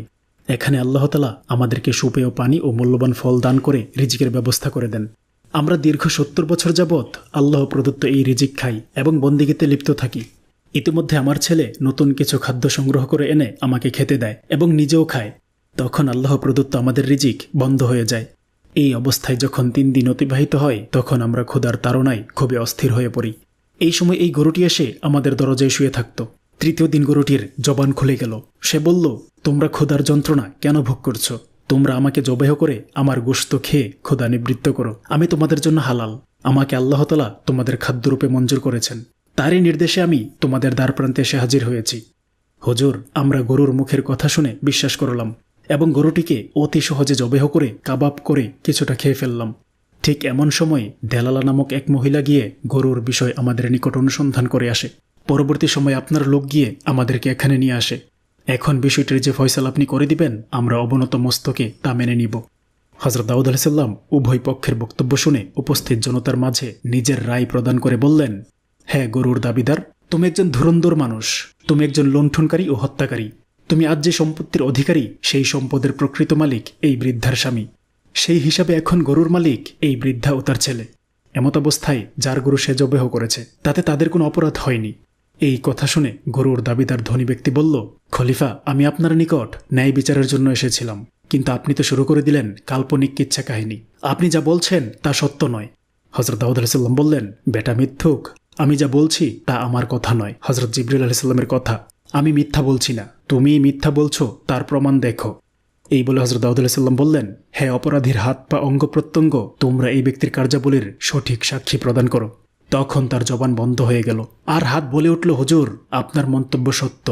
আমি ছুরি দিয়ে ওর মনিবের গলা কেটেছি এবং সমস্ত মালপত্র সাজিয়ে গুছিয়ে মিশর বাজারে নিয়ে বিক্রয় করতে সাহায্য করেছি। তার পা বলল, হে খলিফা, আপনার মন্তব্য অক্ষরে অক্ষরে সত্য। এই হত্যাকাণ্ড, মালপত্র বিক্রয় ও অন্যান্য অপরাধমূলক কাজে সে আমার সাহায্য নিয়েছে। নাক, কান, চুল থেকে শুরু করে তার সকল অঙ্গ প্রত্যঙ্গ এক এক করে ঘটনার সত্যতা স্বীকার করল। তখন হযরত দাউদ আলাইহিস সালাম বললেন, আল্লাহর শরীয়ত অনুসারে এই ধনী ব্যক্তির সকল ধন সম্পদ বৃদ্ধাকে দিয়ে দাও এবং তাকে এই মুহূর্তে কতল করে দাও। অল্প সময়ের মধ্যে খলিফার আদেশ কার্যকরী হল। ঈদের ময়দানে খোলা জায়গায় তার মৃত্যুদণ্ড কার্যকরী করা হলো এবং দেশরক্ষা বাহিনী পাঠিয়ে তার সকল সম্পদ বাজেয়াপ্ত করে বৃদ্ধার মালিকানায় পৌঁছে দেওয়ার ব্যবস্থা করা হলো। বৃদ্ধা ও তার ছেলে খলিফার রায় শুনে ময়দানে সেজদায় অবনত হলেন। বনি ইসরায়েলেরা সমস্ত ঘটনা দেখে আল্লাহ তাআলার উপর অধিক আস্থাবান হল। হযরত দাউদ আলাইহিস সালাম বললেন, তোমরা কিয়ামতের এক বিরাট আলামত দেখলে। পৃথিবীতে যে যা কিছু করো না কেন, তার সত্যতা প্রমাণের জন্য তোমাদের অঙ্গ প্রত্যঙ্গের সাক্ষ্য প্রদানই যথেষ্ট। কিয়ামতের দিন এরাই হবে তোমাদের কৃতকর্মের প্রধান সাক্ষী। অতএব তোমরা কিয়ামতের ভয়াবহ দিনে উদ্ধার লাভের নিমিত্ত পূর্ণ শরীয়ত পালনের প্রতিজ্ঞা নাও। এটাই তোমাদের মুক্তির প্রকৃত সনদ। হযরত দাউদ আলাইহিস সালামের কঠোর হেদায়েতের ফলে তার শেষ জীবনে রাষ্ট্রীয় পর্যায়ে শরীয়তের হুকুম প্রতিষ্ঠা করতে তিনি সক্ষম হয়েছিলেন। দেশের অধিকাংশ মানুষ শরীয়ত আইন মেনে চলত এবং আইনের প্রতি শ্রদ্ধা রাখত। তখনকার শরীয়তের বিধান অনুসারে শনিবার ছিল জুমার নামাজের দিন। শরীয়তের বিভিন্ন আদেশ নিষেধের সাথে জুমার দিনে ব্যবস্থা করা, শিকার করা ও মাছ ধরা নিষেধ ছিল। সেই সময় সমুদ্র তীরে একদল বনি ইসরায়েলের লোক বসবাস করত। তারা সমুদ্র থেকে মাছ ধরে জীবিকা নির্বাহ করত। তারা প্রথম দিকে শরীয়তের বিধান মান্য করত। তখন শনিবার দিনকে আল্লাহ তাআলা মাছের জন্য নিরাপদ দিন ঘোষণা করে তাদেরকে যথেষ্ট ভ্রমণের সুযোগ দান করেছিলেন। মাছের আল্লাহ তাআলার ঘোষণা অনুযায়ী প্রতি শনিবার দিন সমুদ্র তীরে এসে আনন্দ ফুর্তি করে চলে যেত। দীর্ঘদিন এভাবে অতিবাহিত হবার পরে বনি ইসরায়েলেরা দেখল শনিবার বিপুল সংখ্যক মাছ তীরে আসে, যা 1 ঘন্টা ধরলে বাকি 7 দিন আর না ধরলেও চলবে। মাছ নিজে নিজে তীর পর্যন্ত লাফিয়ে ওঠে, আর অন্যদিন বহু চেষ্টা করেও মাছের সন্ধান পাওয়া যায় না। তাই কতক লোকের অন্তরে মাছ ধরার লিপ্সা সৃষ্টি হলো। তারা গোপনে সমুদ্রের 4 স্থানে কতক কূপ সৃষ্টি করে রাখল, যাতে শনিবার দিন মাছেরা এসে যখন কূপের মধ্যে ঢুকে খেলা করবে, তখন কূপের উপরে জাল ফেলে রাখার ব্যবস্থা করবে। ওই দিন তারা কোনো মাছ ধরবে না, পরের দিন তারা কূপ থেকে মাছ তুলে আনবে। এই পরিকল্পনা অনুসারে তারা কাজ করা শুরু করল। দেখল তারা নিরাপদে এই কার্য সিদ্ধ করতে সক্ষম হয়েছে। আল্লাহ তাআলার পক্ষ থেকে কোনো বাধা বিপত্তি আসেনি, তাই তাদের সাহস আরও বেড়ে গেল। দীর্ঘদিন তারা এভাবে কাজ চালিয়ে বিপুল অর্থ সম্পদের মালিক হলো। অধিকাংশ লোকেরা শৌখিন অট্টালিকা তৈরি করল, ফলবাগান, ফুলবাগান, নাচঘর, আনন্দ, খেলা ও প্রমোদখানা তৈরি করল। আবার এই মাছ ধরা বংশের কতক লোক ছিল যারা শরীয়তের বিধান অনুসারে জীবনযাপন করত। তারা কোনোদিন এই ধরনের অবৈধ পন্থায় মাছ শিকার করতে অগ্রসর হয়নি। তারা দিনহীন অবস্থায় জীবনযাপন করত, তবুও তারা লোভ লালসার শিকার হয়ে শরীয়ত বিরোধী কাজে কখনোই লিপ্ত হয়নি। শরীয়ত বিরোধী ধনী ব্যক্তিরা এই দলকে সর্বদা ঠাট্টা বিদ্রুপ করত, সেই সঙ্গে নবী ও আল্লাহকে বিদ্রুপ করত। শরীয়ত বিরোধী দলের নেতা একদিন বলল, মাছ ধরার সাথে শরীয়তের কী সম্পর্ক? এই ধরনের আদেশ কোনো নবীর জামানায় দেখা যায় না। এটা একটি খামখেয়ালি হুকুম, এর কোনো যুক্তিসঙ্গত দিক নেই। অতএব এই হুকুম আমরা মানতে রাজি নই। আমরা শনিবার দিন প্রকাশ্যে মাছ ধরা আরম্ভ করব। তবে হ্যাঁ, নবী যদি এই হুকুমের কল্যাণকর কোনো দিক আমাদেরকে দেখাতে পারেন তবে আমরা তার কথা অবশ্যই মেনে নেব। আর যদি তিনি তা না দেখিয়ে গায়ের জোরে একটি ক্ষতিকর অযৌক্তিক আদেশ মানতে আমাদিগকে বাধ্য করেন তবে সেটা হবে একটি জুলুম। এই ধরনের জুলুম করা একজন নবীর পক্ষে সমীচীন নয়। যাও, তোমরা গিয়ে নবীর কাছে বিষয়টি জিজ্ঞেস করে এসো। নেতার আদেশ অনুসারে কতক লোক হযরত দাউদ আলাইহিস সালামের নিকট গিয়ে মাছ ধরার বিষয় তর্ক বিতর্ক করে আসলো। হযরত দাউদ আলাইহিস সালাম তাদেরকে শুধুমাত্র একটি জবাব দিলেন। তিনি বললেন, আল্লাহ তাআলা তোমাদের লোভ সংবরণের পরীক্ষার জন্য এই আদেশ দিয়েছেন এবং মাছদেরকে তাদের দরখাস্ত মঞ্জুর করে সপ্তাহে একদিন নিরাপদ ভ্রমণের সুযোগ দান করেছেন। অতএব তোমাদের মঙ্গলের জন্যই শনিবার দিন মাছ ধরা থেকে বিরত থাকা কর্তব্য বলে আমি মনে করি। মাছদেরকে অবাধে ভ্রমণের সুযোগ দিয়ে তোমাদেরকে তাদের মেরে ফেলার সুযোগ দিবেন, এই ধরনের নীতি আল্লাহ তাআলার পক্ষে সমীচীন নয়। বনি ইসরায়েলের লোকেরা হযরত দাউদ আলাইহিস সালামের মন্তব্য শুনে তাদের নেতার কাছে এসে বলল। তাদের নেতা বলল, নবীর এই ধরনের খামখেয়ালি আদেশ পালন করা আমাদের পক্ষে সম্ভব নয়। অতএব তোমরা আগামী দিন শনিবার মাছ ধরার কাজ চালিয়ে যাবে। আমি তোমাদের প্রয়োজনীয় তদারকি করব, তোমরা ভয় পেও না। আমরা ইতিপূর্বের যতটুকু যা করেছি তাতে আমরা বিরাট লাভবান হয়েছি। আগামীতে আমার কথা অনুসারে চললে তোমরা আরও সুখ শান্তিতে জীবনযাপন করতে পারবে। অতএব এসো আমরা আগামী দিন সমবেতভাবে এই পরিকল্পনা কার্যকর করব। নেতার এই আদেশ পেয়ে সকলে আনন্দে লাফিয়ে উঠল। তারা আগামী দিন মাছ ধরবে বলে নেতার নিকট অঙ্গীকার করল। পরের দিন হযরত দাউদ আলাইহিস সালাম লোক পাঠিয়ে সমুদ্র উপকূলবর্তী জেলেদেরকে জানিয়ে দিলেন, শনিবার দিন তারা কাজকর্ম ও মাছ ধরা থেকে বিরত থেকে ভোরবেলা ইবাদতের উদ্দেশ্যে যেন নবীর দরবারে সকলে জমায়েত হয়। বনি ইসরায়েলের মৎস্যজীবীরা নবীর এই দূতের অসম্মান করে তাকে বিদায় করল। পরের দিন শনিবার মৎস্যজীবীদের মধ্য থেকে গুটিকতক লোক ইবাদতে অংশগ্রহণ করার উদ্দেশ্যে নবীর দরবারে চলে গেল। বাকি অধিকাংশ লোকেরা ভোরবেলা সমুদ্র তীরে এসে মাছ শিকারে ব্যস্ত হয়ে পড়ল। সারাদিন তারা আনন্দ সহকারে মাছ ধরল এবং আরেক দলের নিকট মাছ বিক্রয় করল। এদের মধ্য থেকে কতকে কিছু মাছ ধরে পরে গিয়ে নবীর দরবারে শরিক হয়। মুসল্লিরা ভোরবেলা সকলকে মাছ ধরতে বারণ করে নবীর দরবারে চলে যায়। রাত্রিবেলা তারা ঘরে ফিরে আসে, আর যারা মাছ ধরছিল তারাও মাছ ধরা শেষ করে রাত্রিবেলায় নিজ নিজ ঘরে এসে বিশ্রাম করে। ভোরবেলা মুসল্লিরা ফজরের নামাজ শেষে যখন বাইরে যাবার প্রস্তুতি নিলেন তখন তাদের নিকট পাড়া শুদ্ধ যেন নীরব নিস্তব্ধ বলে মনে হলো। কারণ অন্যান্য দিন এমন সময় সকল জেলেরা হইচই করে মাছ ধরতে রওনা করে, কিন্তু আজকে তাদের কাউকে দেখা যায় না। মুসল্লিদের মনে কেমন যেন একটা সন্দেহের উদ্রেক হলো। তাই তারা পাশের বাড়ির ভেতরে চলে গেলেন। সেখানে গিয়ে তারা যা দেখলেন তাতে তাদের ধমনীর রক্ত চলাচল বন্ধ হয়ে যাওয়ার উপক্রম হলো। তারা দেখলেন একদল বৃহদাকারের বানর মাটিতে পড়ে গড়াচ্ছে। যখন মুসল্লিগণ সেখানে গেলেন তখন বানর দল এসে তাদের পায়ের উপর পড়ে হাউমাউ করে কাঁদতে লাগলো। সাথে সাথে কতক মেয়ে লোক এসে কাঁদো কাঁদো সুরে বলল, আমাদের ভাই নবীর আদেশ নিষেধ অমান্য করে গতদিন ইবাদত করতে না গিয়ে মাছ ধরতে গিয়েছিল। নবী বারবার নিষেধ করেও ওদের লোভ ও মোহ থেকে বিরত রাখতে পারেনি। ওরা আল্লাহ ও রাসূলের প্রতি ঈমান হারিয়ে যেই কাজ করেছে তার প্রতিফল হিসেবে রাত্রিবেলায় ওদের রূপান্তর ঘটেছে। ওরা সকলে বানরের রূপে রূপান্তরিত হয়েছে। মাঝে মাঝে একটু আধটু কথা বলতে পারে, বাকি সময় কেঁদে কাটায়। এখন আপনারা দয়া করে নবীর নিকট ওদের পক্ষ থেকে ক্ষমা প্রার্থনা করে ওদের জীবন ভিক্ষা প্রার্থনা করুন, না হয় আমাদের বাঁচার পথ নেই। মুসল্লিরা বললেন, তোমরা এখন নবীর নিকট গিয়ে আমাদেরকে ক্ষমা প্রার্থনা করতে বলছো, অথচ সময় থাকতে এই বিষয়ে আদৌ খেয়াল করোনি। ওরা আমাদিগকে অত্যাচার করতেও দ্বিধা করেনি। যাই হোক, আমরা নবীর সাথে এ বিষয়ে আলাপ করার চেষ্টা করব। এই কথা বলে তারা বিদায় হয়ে আসলেন। এই বানরেরা 3 দিন যাবৎ ভীষণভাবে কাঁদল। কিছু খেতে পারত না, মানুষ দেখলেই তাদের পায়ের কাছে এসে কাঁদত, কিন্তু কারো কিছু করার উপায় ছিল না। একদল লোক হযরত দাউদ আলাইহিস সালামের নিকট গিয়ে ওদের পক্ষ থেকে ক্ষমা প্রার্থনা করেছিল। হযরত দাউদ আলাইহিস সালাম তাদেরকে বললেন, ক্ষমার মালিক আল্লাহ, তিনি যদি ক্ষমা করেন তবে করতে পারেন। এরপর বানরেরা মাত্র 3 দিন জীবিত ছিল। তৃতীয় দিন সকলে একত্রে মারা যায়। সূরা আরাফের 163 নং আয়াতে মহান আল্লাহ তাআলা বলেছেন, আর তাদের কাছে সেই জনপদের অবস্থা সম্পর্কে জিজ্ঞাসা করো যা ছিল নদীর তীরে অবস্থিত। কর্মবিরতির দিন শনিবারের নির্দেশের ব্যাপারে তারা সীমাতিক্রম করেছিল। শনিবার সমুদ্রের মাছগুলো প্রকাশ্যে মাথা উঁচু করে তাদের কাছে আসত, কিন্তু কর্মবিরতির দিন ছাড়া সেগুলো তাদের কাছে আসতো না। এইভাবেই আমি তাদের পরীক্ষা নিয়েছিলাম, যেহেতু তারা সীমালঙ্ঘন করত। সূরা আরাফ আয়াত 163। প্রতি শনিবার ছিল ইহুদি সম্প্রদায়ের কর্মবিরতির দিন। আল্লাহর নির্দেশে ইহুদি সম্প্রদায় সেই দিন কাজ করা থেকে বিরত থাকত এবং ইবাদত বন্দেগী করত। অন্যান্য কাজের মতো সেই দিন মাছ ধরাও নিষিদ্ধ ছিল। অবশ্য বর্তমানেও ইহুদিদের মধ্যে ওই সংস্কৃতি প্রচলিত আছে। যাই হোক, বনি ইসরায়েলের মধ্যে যারা সমুদ্রের তীরে বসবাস করত তারা লক্ষ্য করল যে প্রতি শনিবারে অনেক মাছ সাগরের তীরে তাদের অনেক কাছে চলে আসে, কিন্তু অন্য দিনগুলোতে এমনটি ঘটে না। এই কারণে তারা সবসময় সমুদ্রের অনেক গভীরে গিয়ে মাছ ধরতে বাধ্য হতো। সমুদ্রের গভীরে যাওয়া মানেই কষ্টের কাজ। এই অবস্থায় তারা প্রতারণার আশ্রয় নিল।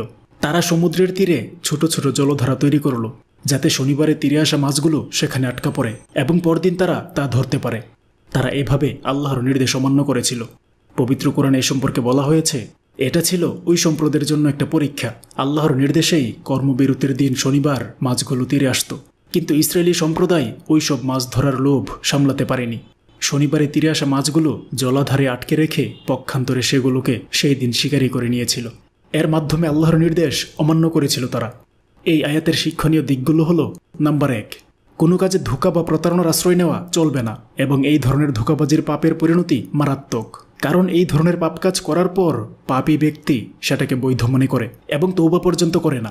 নাম্বার 2, আল্লাহ এই পৃথিবীতেও অনেক সময় মানুষকে পরীক্ষা করে থাকে। আল্লাহর নির্দেশ পালন করতে যেয়ে অনেক সময় হালাল কাজ থেকেও বিরত থাকতে হয়। মাছ ধরা হালাল কাজ, কিন্তু শনিবার সেই কাজ করতে নিষেধ করা হয়েছিল। কাজেই তাদের সেই দিন কোনোভাবেই এই কাজ করা উচিত হয়নি। সূরা আরাফের 164 নম্বর আয়াতে বলা হয়েছে, আর যখন তাদের মধ্য থেকে একদল লোক অন্য দলকে বলল, কেন তারা ওইসব লোকদের সদুপদেশ দিচ্ছেন যাদেরকে আল্লাহ ধ্বংস করে দেবেন অথবা কঠোর শাস্তি দেবেন?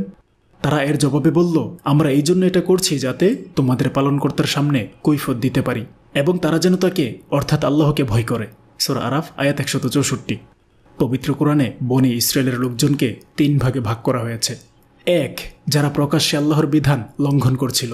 2, যারা আল্লাহর বিধান প্রকাশ্যে লঙ্ঘন মেনে নিতে না পেরে মানুষকে অসৎ কাজ থেকে বিরত রাখার চেষ্টা করছিল। এবং 3, যারা নিজেরা আল্লাহর বিধান লঙ্ঘন করত না, কিন্তু সমাজে আইন লঙ্ঘন হওয়া দেখেও নীরব থাকত। এই আয়াতে বলা হয়েছে, যারা সৎ পথের আদেশ দিত তাদেরকে উদ্দেশ্য করে নীরব দর্শকের ভূমিকায় অবতীর্ণ দলটি বলতো, তোমরা শুধু শুধু নিজেদের কষ্ট দিচ্ছ, কারণ তোমাদের কথা তো পাপীদের উপর কোনো প্রভাবই ফেলছে না। তাদের ফয়সালা হবে আল্লাহর সঙ্গে, এবং আল্লাহ যদি চান তাহলে তাদের কঠোর শাস্তি দেবেন। কিন্তু এর জবাবে সৎ উপদেশ দানকারী দলটি বলল, প্রথমত, আমাদের কথায় তারা প্রভাবিত হবে না এমন দাবি সঠিক নয়, এবং পাপীরা পাপ কাজ থেকে সরে আসুক আর নাই আসুক, আমরা আমাদের কাজ চালিয়ে যাব। দ্বিতীয়ত, যদি তারা আমাদের উপদেশ নাও শুনে তাহলেও আমরা আল্লাহর কাছে কৈফিয়ত দিতে পারবো এবং এটা বলতে পারবো যে আমরা আমাদের দায়িত্ব পালন করেছি। এই আয়াতের শিক্ষণীয় দিকগুলো হলো, নাম্বার 1, সমাজে কিছু মানুষ আছে যারা নিজেরা সৎ কাজের উপদেশ দেয় না এবং অন্যরা কাউকে উপদেশ দিক সেটাও মেনে নিতে পারে না। তারা অন্যের প্রতিবাদ না করে বরং অন্যের বিরুদ্ধে যারা অবস্থান নেয় তাদের বিরোধিতা করে। নাম্বার 2, মানুষকে অন্যায় কাজ থেকে বিরত থাকার উপদেশ দেয়া ফরজ দায়িত্ব।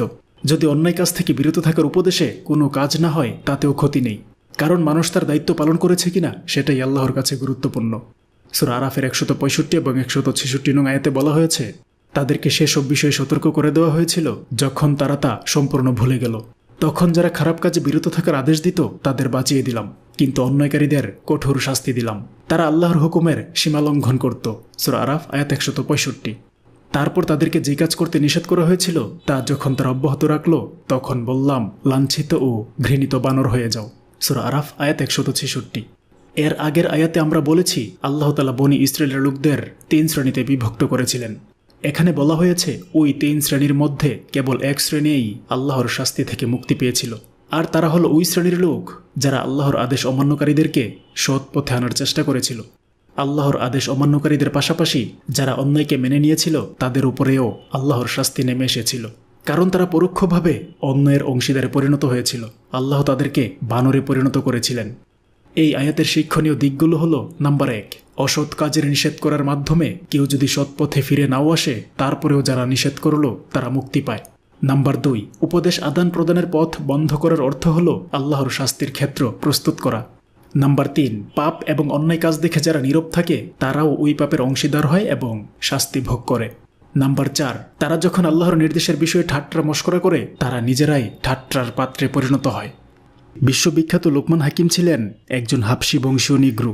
তিনি প্রথম জীবনে একজন আরবীয় দাস ছিলেন। ওই আরবের আরও কয়েকজন দাস ছিল। একদিন এই আরবের কিছু খাবারের জিনিস চুরি হয়ে গেল।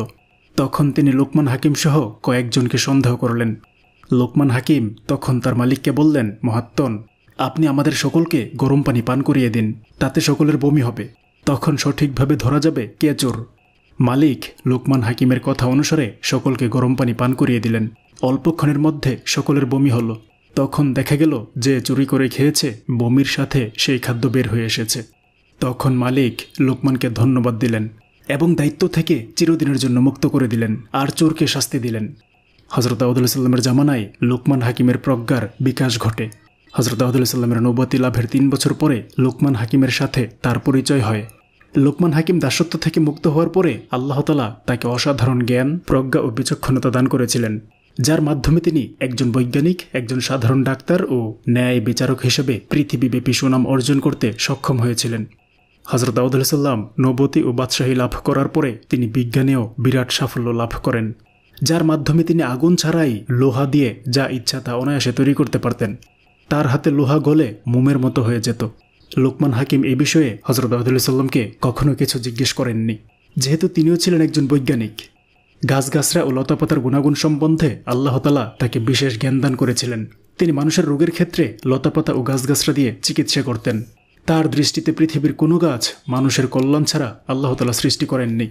কথিত আছে একদা লোকমান হাকিম বন ভ্রমণে গিয়ে 3 দিন যাবৎ প্রস্রাব পায়খানা করতে পারেননি, কারণ সর্বত্র ছিল গাছপালা, লতাপাতা আর গাছগাছরাই আচ্ছাদিত। তিনি যেদিকে তাকাতেন সেই দিকেই মানুষের কল্যাণে সৃষ্ট গাছ দেখে তার উপর মলমূত্র ত্যাগ করা অন্যায় ভেবে 3 দিন যাবৎ এই কাজ থেকে বিরত ছিলেন। 4র্থ দিনে তিনি খোলা ময়দানে এসে মলমূত্র ত্যাগ করেন। এক বর্ণনা থেকে জানা যায় লোকমান হাকিম কোনো রাস্তা দিয়ে চলার সময় সমস্ত উদ্ভিদ তাকে সালাম দিত এবং মানুষের কল্যাণে তাদেরকে ব্যবহার করার জন্য অনুরোধ করত। হযরত দাউদ আলাইহিস সালামের সঙ্গে তার সখ্যতা গড়ে ওঠার পরে অধিকাংশ সময় তিনি নবীর সংস্রবে কাটাতেন। নবীকে তিনি বিভিন্ন বিষয়ে সাহায্য সহানুভূতি করতেন। একসময় তিনি হযরত দাউদ আলাইহিস সালামের প্রধান বিচারপতি হিসেবে দায়িত্ব পালন করেন। একদিন তন্দ্রামগ্ন অবস্থায় সাদা পোশাক পরিহিত এক ব্যক্তি লোকমান হাকিমের নিকট এসে বললেন, হে লোকমান হাকিম, আল্লাহ তাআলা আপনাকে জ্ঞান বিজ্ঞানের প্রতিভা লাভ করার আহ্বান জানিয়েছেন। তখন তিনি বললেন, জ্ঞান বিজ্ঞানের শিক্ষা গ্রহণ করতে আমি রাজি আছি। এ বিষয়ে আমাকে যথাযোগ্য জ্ঞান দান করার নিমিত্ত আপনি আল্লাহর দরবারে সুপারিশ করুন। ফেরেশতা লোকমান হাকিমের উক্তি শুনে চলে গেলেন। আল্লাহ তাআলা জ্ঞান, বিজ্ঞান, চিকিৎসা ও ন্যায় বিচার কায়েমের অপরিসীম যোগ্যতা তাকে দান করেন, যা তিনি অর্জন করায় পৃথিবীর বুকে কিয়ামত পর্যন্ত প্রশংসাভাজন হয়ে থাকবেন। একদা লোকমান হাকিমের এক ছেলে পিতার নিকট এসে বলল, পিতা, আমি বাণিজ্যের উদ্দেশ্যে সফরে যেতে চাই। তিনি তখন তাকে উপদেশ হিসেবে বললেন, হে বৎস, তুমি কশ্চিনকালেও আল্লাহ তাআলার সাথে কাউকে শরিক করো না। শরিক করা একটি জুলুমের কাজ। রীতিমতো নামাজ আদায় করো। বেনামাজের প্রতি আল্লাহ তাআলা লানত করে থাকেন। মানুষকে ভালো কাজের আদেশ দান করো এবং মন্দ কাজ থেকে ফিরিয়ে রাখো। অল্পে সন্তুষ্ট থাকো। বিপদ আপদে ধৈর্য ধারণ করো। এগুলো মহৎ কাজের অন্তর্ভুক্ত। কখনো মানুষের নিকট মুখাপেক্ষী হয়ও না। পথ চলার সময় মাটির উপর সদর্পে চলো না। আল্লাহ তাআলা দাম্ভিকদেরকে পছন্দ করেন না। নিজের মুখের আওয়াজ বিনয়ী করো। কর্কশ আওয়াজ হলো গাধার আওয়াজের সমতুল্য। ছেলে লোকমান হাকিমের নসিহত পুঙ্খানুপুঙ্খরূপে পালন করার অঙ্গীকার করল। ছেলে যখন সফরে যাত্রা করে তখন লোকমান হাকিম কিছু দিক নির্দেশনা দিয়ে বলেন, বৎস, তুমি পূর্ব দিকে কিছু পথ অগ্রসর হওয়ার পরে এক ময়দানের সম্মুখীন হবে। সেই ময়দানের এক পাশে একটি পানির কূপ আছে। কূপের পানি তুমি পান করবে না। কূপের পাশে একটি গাছ আছে। তুমি সেই গাছের ছায়ায় বসবে না। আরেকটু সম্মুখে অগ্রসর হলে দেখবে এক বৃদ্ধ আরেকটি গাছের ছায়ায় বসে আছে। তুমি বৃদ্ধের কাছে গিয়ে তোমার পরিচয় দিবে। বৃদ্ধ তোমাকে আদর করবে। তখন সে যা বলে তা তুমি হুবহু পালন করে চলবে। এর মধ্যে তোমার মঙ্গল নিহিত আছে। বৃদ্ধ যদি তোমার সঙ্গী হতে ইচ্ছা করে তাকে সঙ্গে নিয়ে নিও। এরপরে তুমি উত্তর দিকে অগ্রসর হয়ে একটি অতি সুন্দর গ্রামে গিয়ে উপস্থিত হবে।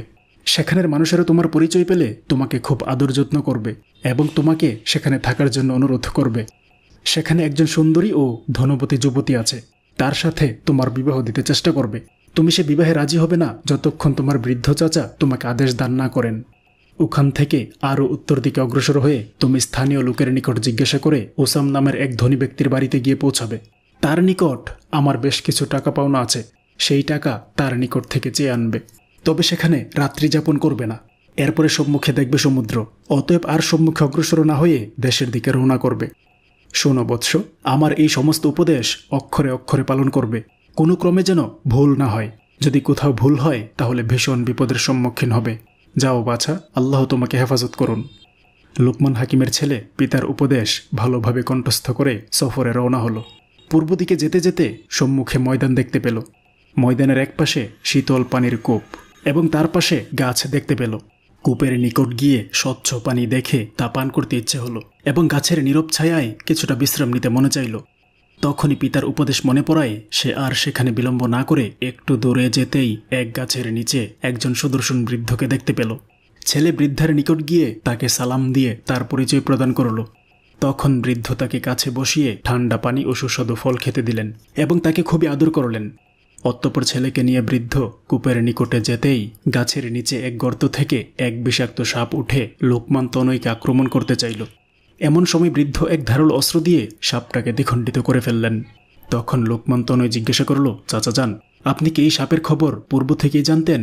বৃদ্ধ বললেন, হ্যাঁ, আল্লাহ আমাকে পূর্ব থেকে জানিয়ে দিয়েছেন। এই সাপটি দীর্ঘদিন যাবৎ এখানে থাকে। সে বিরাট ভাগ্যবান ব্যক্তিদেরকে ধ্বংসন করে মৃত্যুর কোলে পৌঁছে দেয়। সাধারণ অজ্ঞ মানুষকে সে কখনোই আক্রমণ করে না। লোকমান তনয় এরপর কূপের পানি দেখে বলল, চাচা যান, এই কূপের পানি কত সুন্দর, মনে চায় এখানের একটু পানি পান করি। বৃদ্ধ বললেন, খবরদার, এই পানিতে সর্প বিষ মিশ্রিত রয়েছে। যারা এই পানি একবার পান করেছে তারা কেউ বেঁচে থাকে না। লোকমান তনয় বেশ কিছু সময় সেখানে কাটিয়ে বৃদ্ধের নিকট সম্মুখে যাত্রার আদেশ প্রার্থনা করল। বৃদ্ধ বললেন, যদি তুমি আমাকে সঙ্গে নিতে আপত্তি না করো তবে আমি তোমার সঙ্গে যেতে পারি। লোকমান হাকিমের ছেলের তখন পিতার নসিহত মনে পড়ল। তখন সে বলল, আপনি যদি আগ্রহ করেন তবে আমার সাথে চলুন, আমি তাতে খুব আনন্দ পাব এবং আমি বিপদাপদ থেকে নিরাপদ থাকব। এই বলে উভয়ে একত্রে রওনা করলেন। দীর্ঘ সময় পথ চলার পরে তারা এমন এক এলাকায় এসে পৌঁছলেন যেখানে লোকমান হাকিমের বিরাট পরিচিতি ছিল। স্থানীয় লোকেরা লোকমান হাকিমের ছেলের আগমনে দারুণ সন্তুষ্ট হলো। তারা তাদেরকে বিরাটভাবে আপ্যায়ন করল, থাকার সুন্দর ব্যবস্থা করে দিল। ছেলে ও বৃদ্ধ বেশ আরামে সেখানে কয়েকদিন বেড়ালেন। ইতিমধ্যে একজন লোক এসে লোকমান হাকিমের ছেলের নিকট বলল, আপনার পিতার সাথে আমার গভীর বন্ধুত্ব। আমি দীর্ঘদিন যাবৎ তার সঙ্গ লাভ করেছি।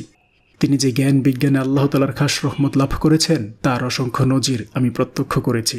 এই জন্য আমি তাকে ক্ষণিকের জন্যেও ভুলতে পারি না। তাছাড়া তিনি একবার আমাদের এলাকায় তাশরিফ এনেছিলেন। তখন আমার গরিবখানায় তিনি কয়েকদিন কাটিয়েছিলেন। তখন তিনি আমাদের এলাকা ঘুরে দেখেছেন। বহু মানুষকে তিনি দ্বীনের দাওয়াত দিয়েছেন এবং অসংখ্য মানুষকে রোগ ব্যাধির চিকিৎসা করেছেন।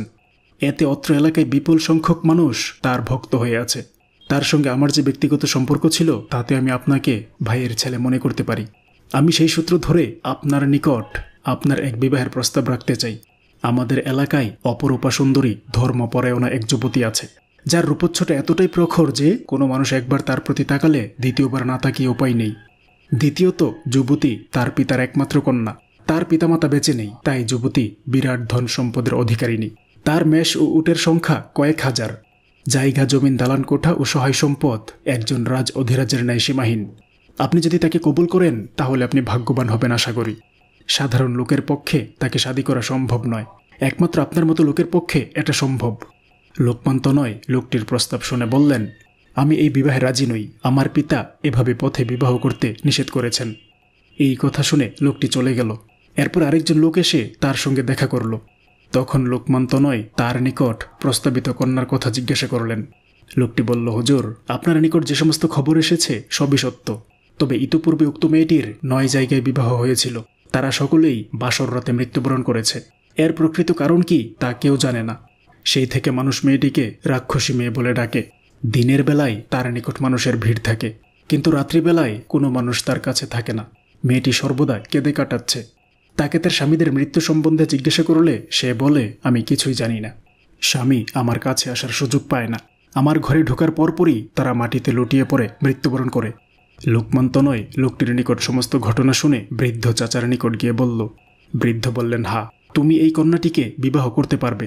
ইতিপূর্বের স্বামীগণ যেভাবে মৃত্যুবরণ করেছে তোমার সেইরূপ মৃত্যুবরণ করতে হবে না। আমি সেই ঘটনা জানি। তোমার পিতার নিকট থেকেই যৎকিঞ্চিৎ তালিম নিয়েছি। তুমি গিয়ে এই বিবাহে রাজি তা জানিয়ে দাও।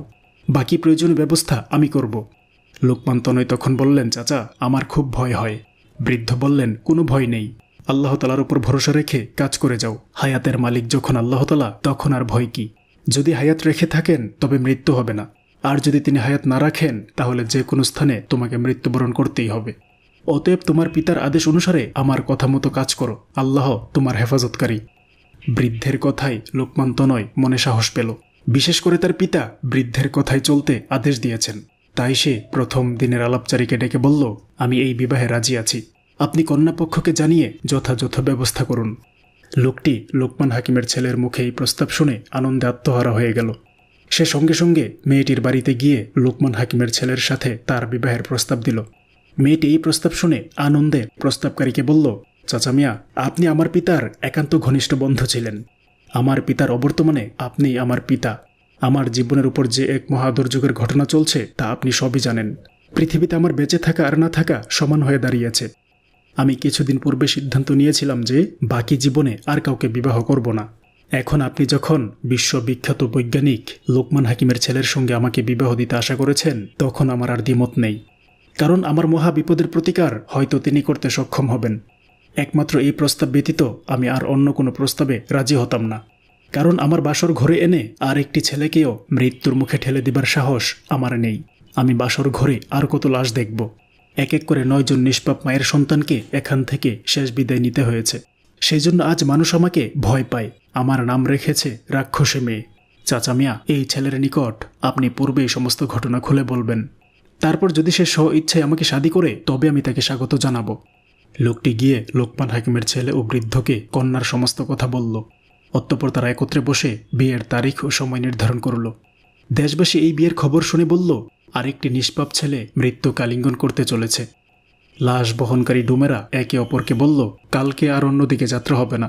আজকে রাক্ষসী কন্যার বিবাহ হচ্ছে। আগামী দিন ভোরবেলা সেখানে লাশ সরাতে যেতে হবে। এভাবে দেশের মানুষের মধ্যে আলোচনার এক বন্যা বইতে শুরু করল। অনেকে এই বরকে জীবিত অবস্থায় একবার দর্শনের উদ্দেশ্যে সেখানে এসে হাজির হলো। কেউ কেউ বরকে বলল, জনাব, আপনাকে দিয়ে রাক্ষসী কন্যায় 10 জন স্বামী পূর্ণ হবে। আপনার পরে যে আসবে সে পড়বে 11 নম্বরে।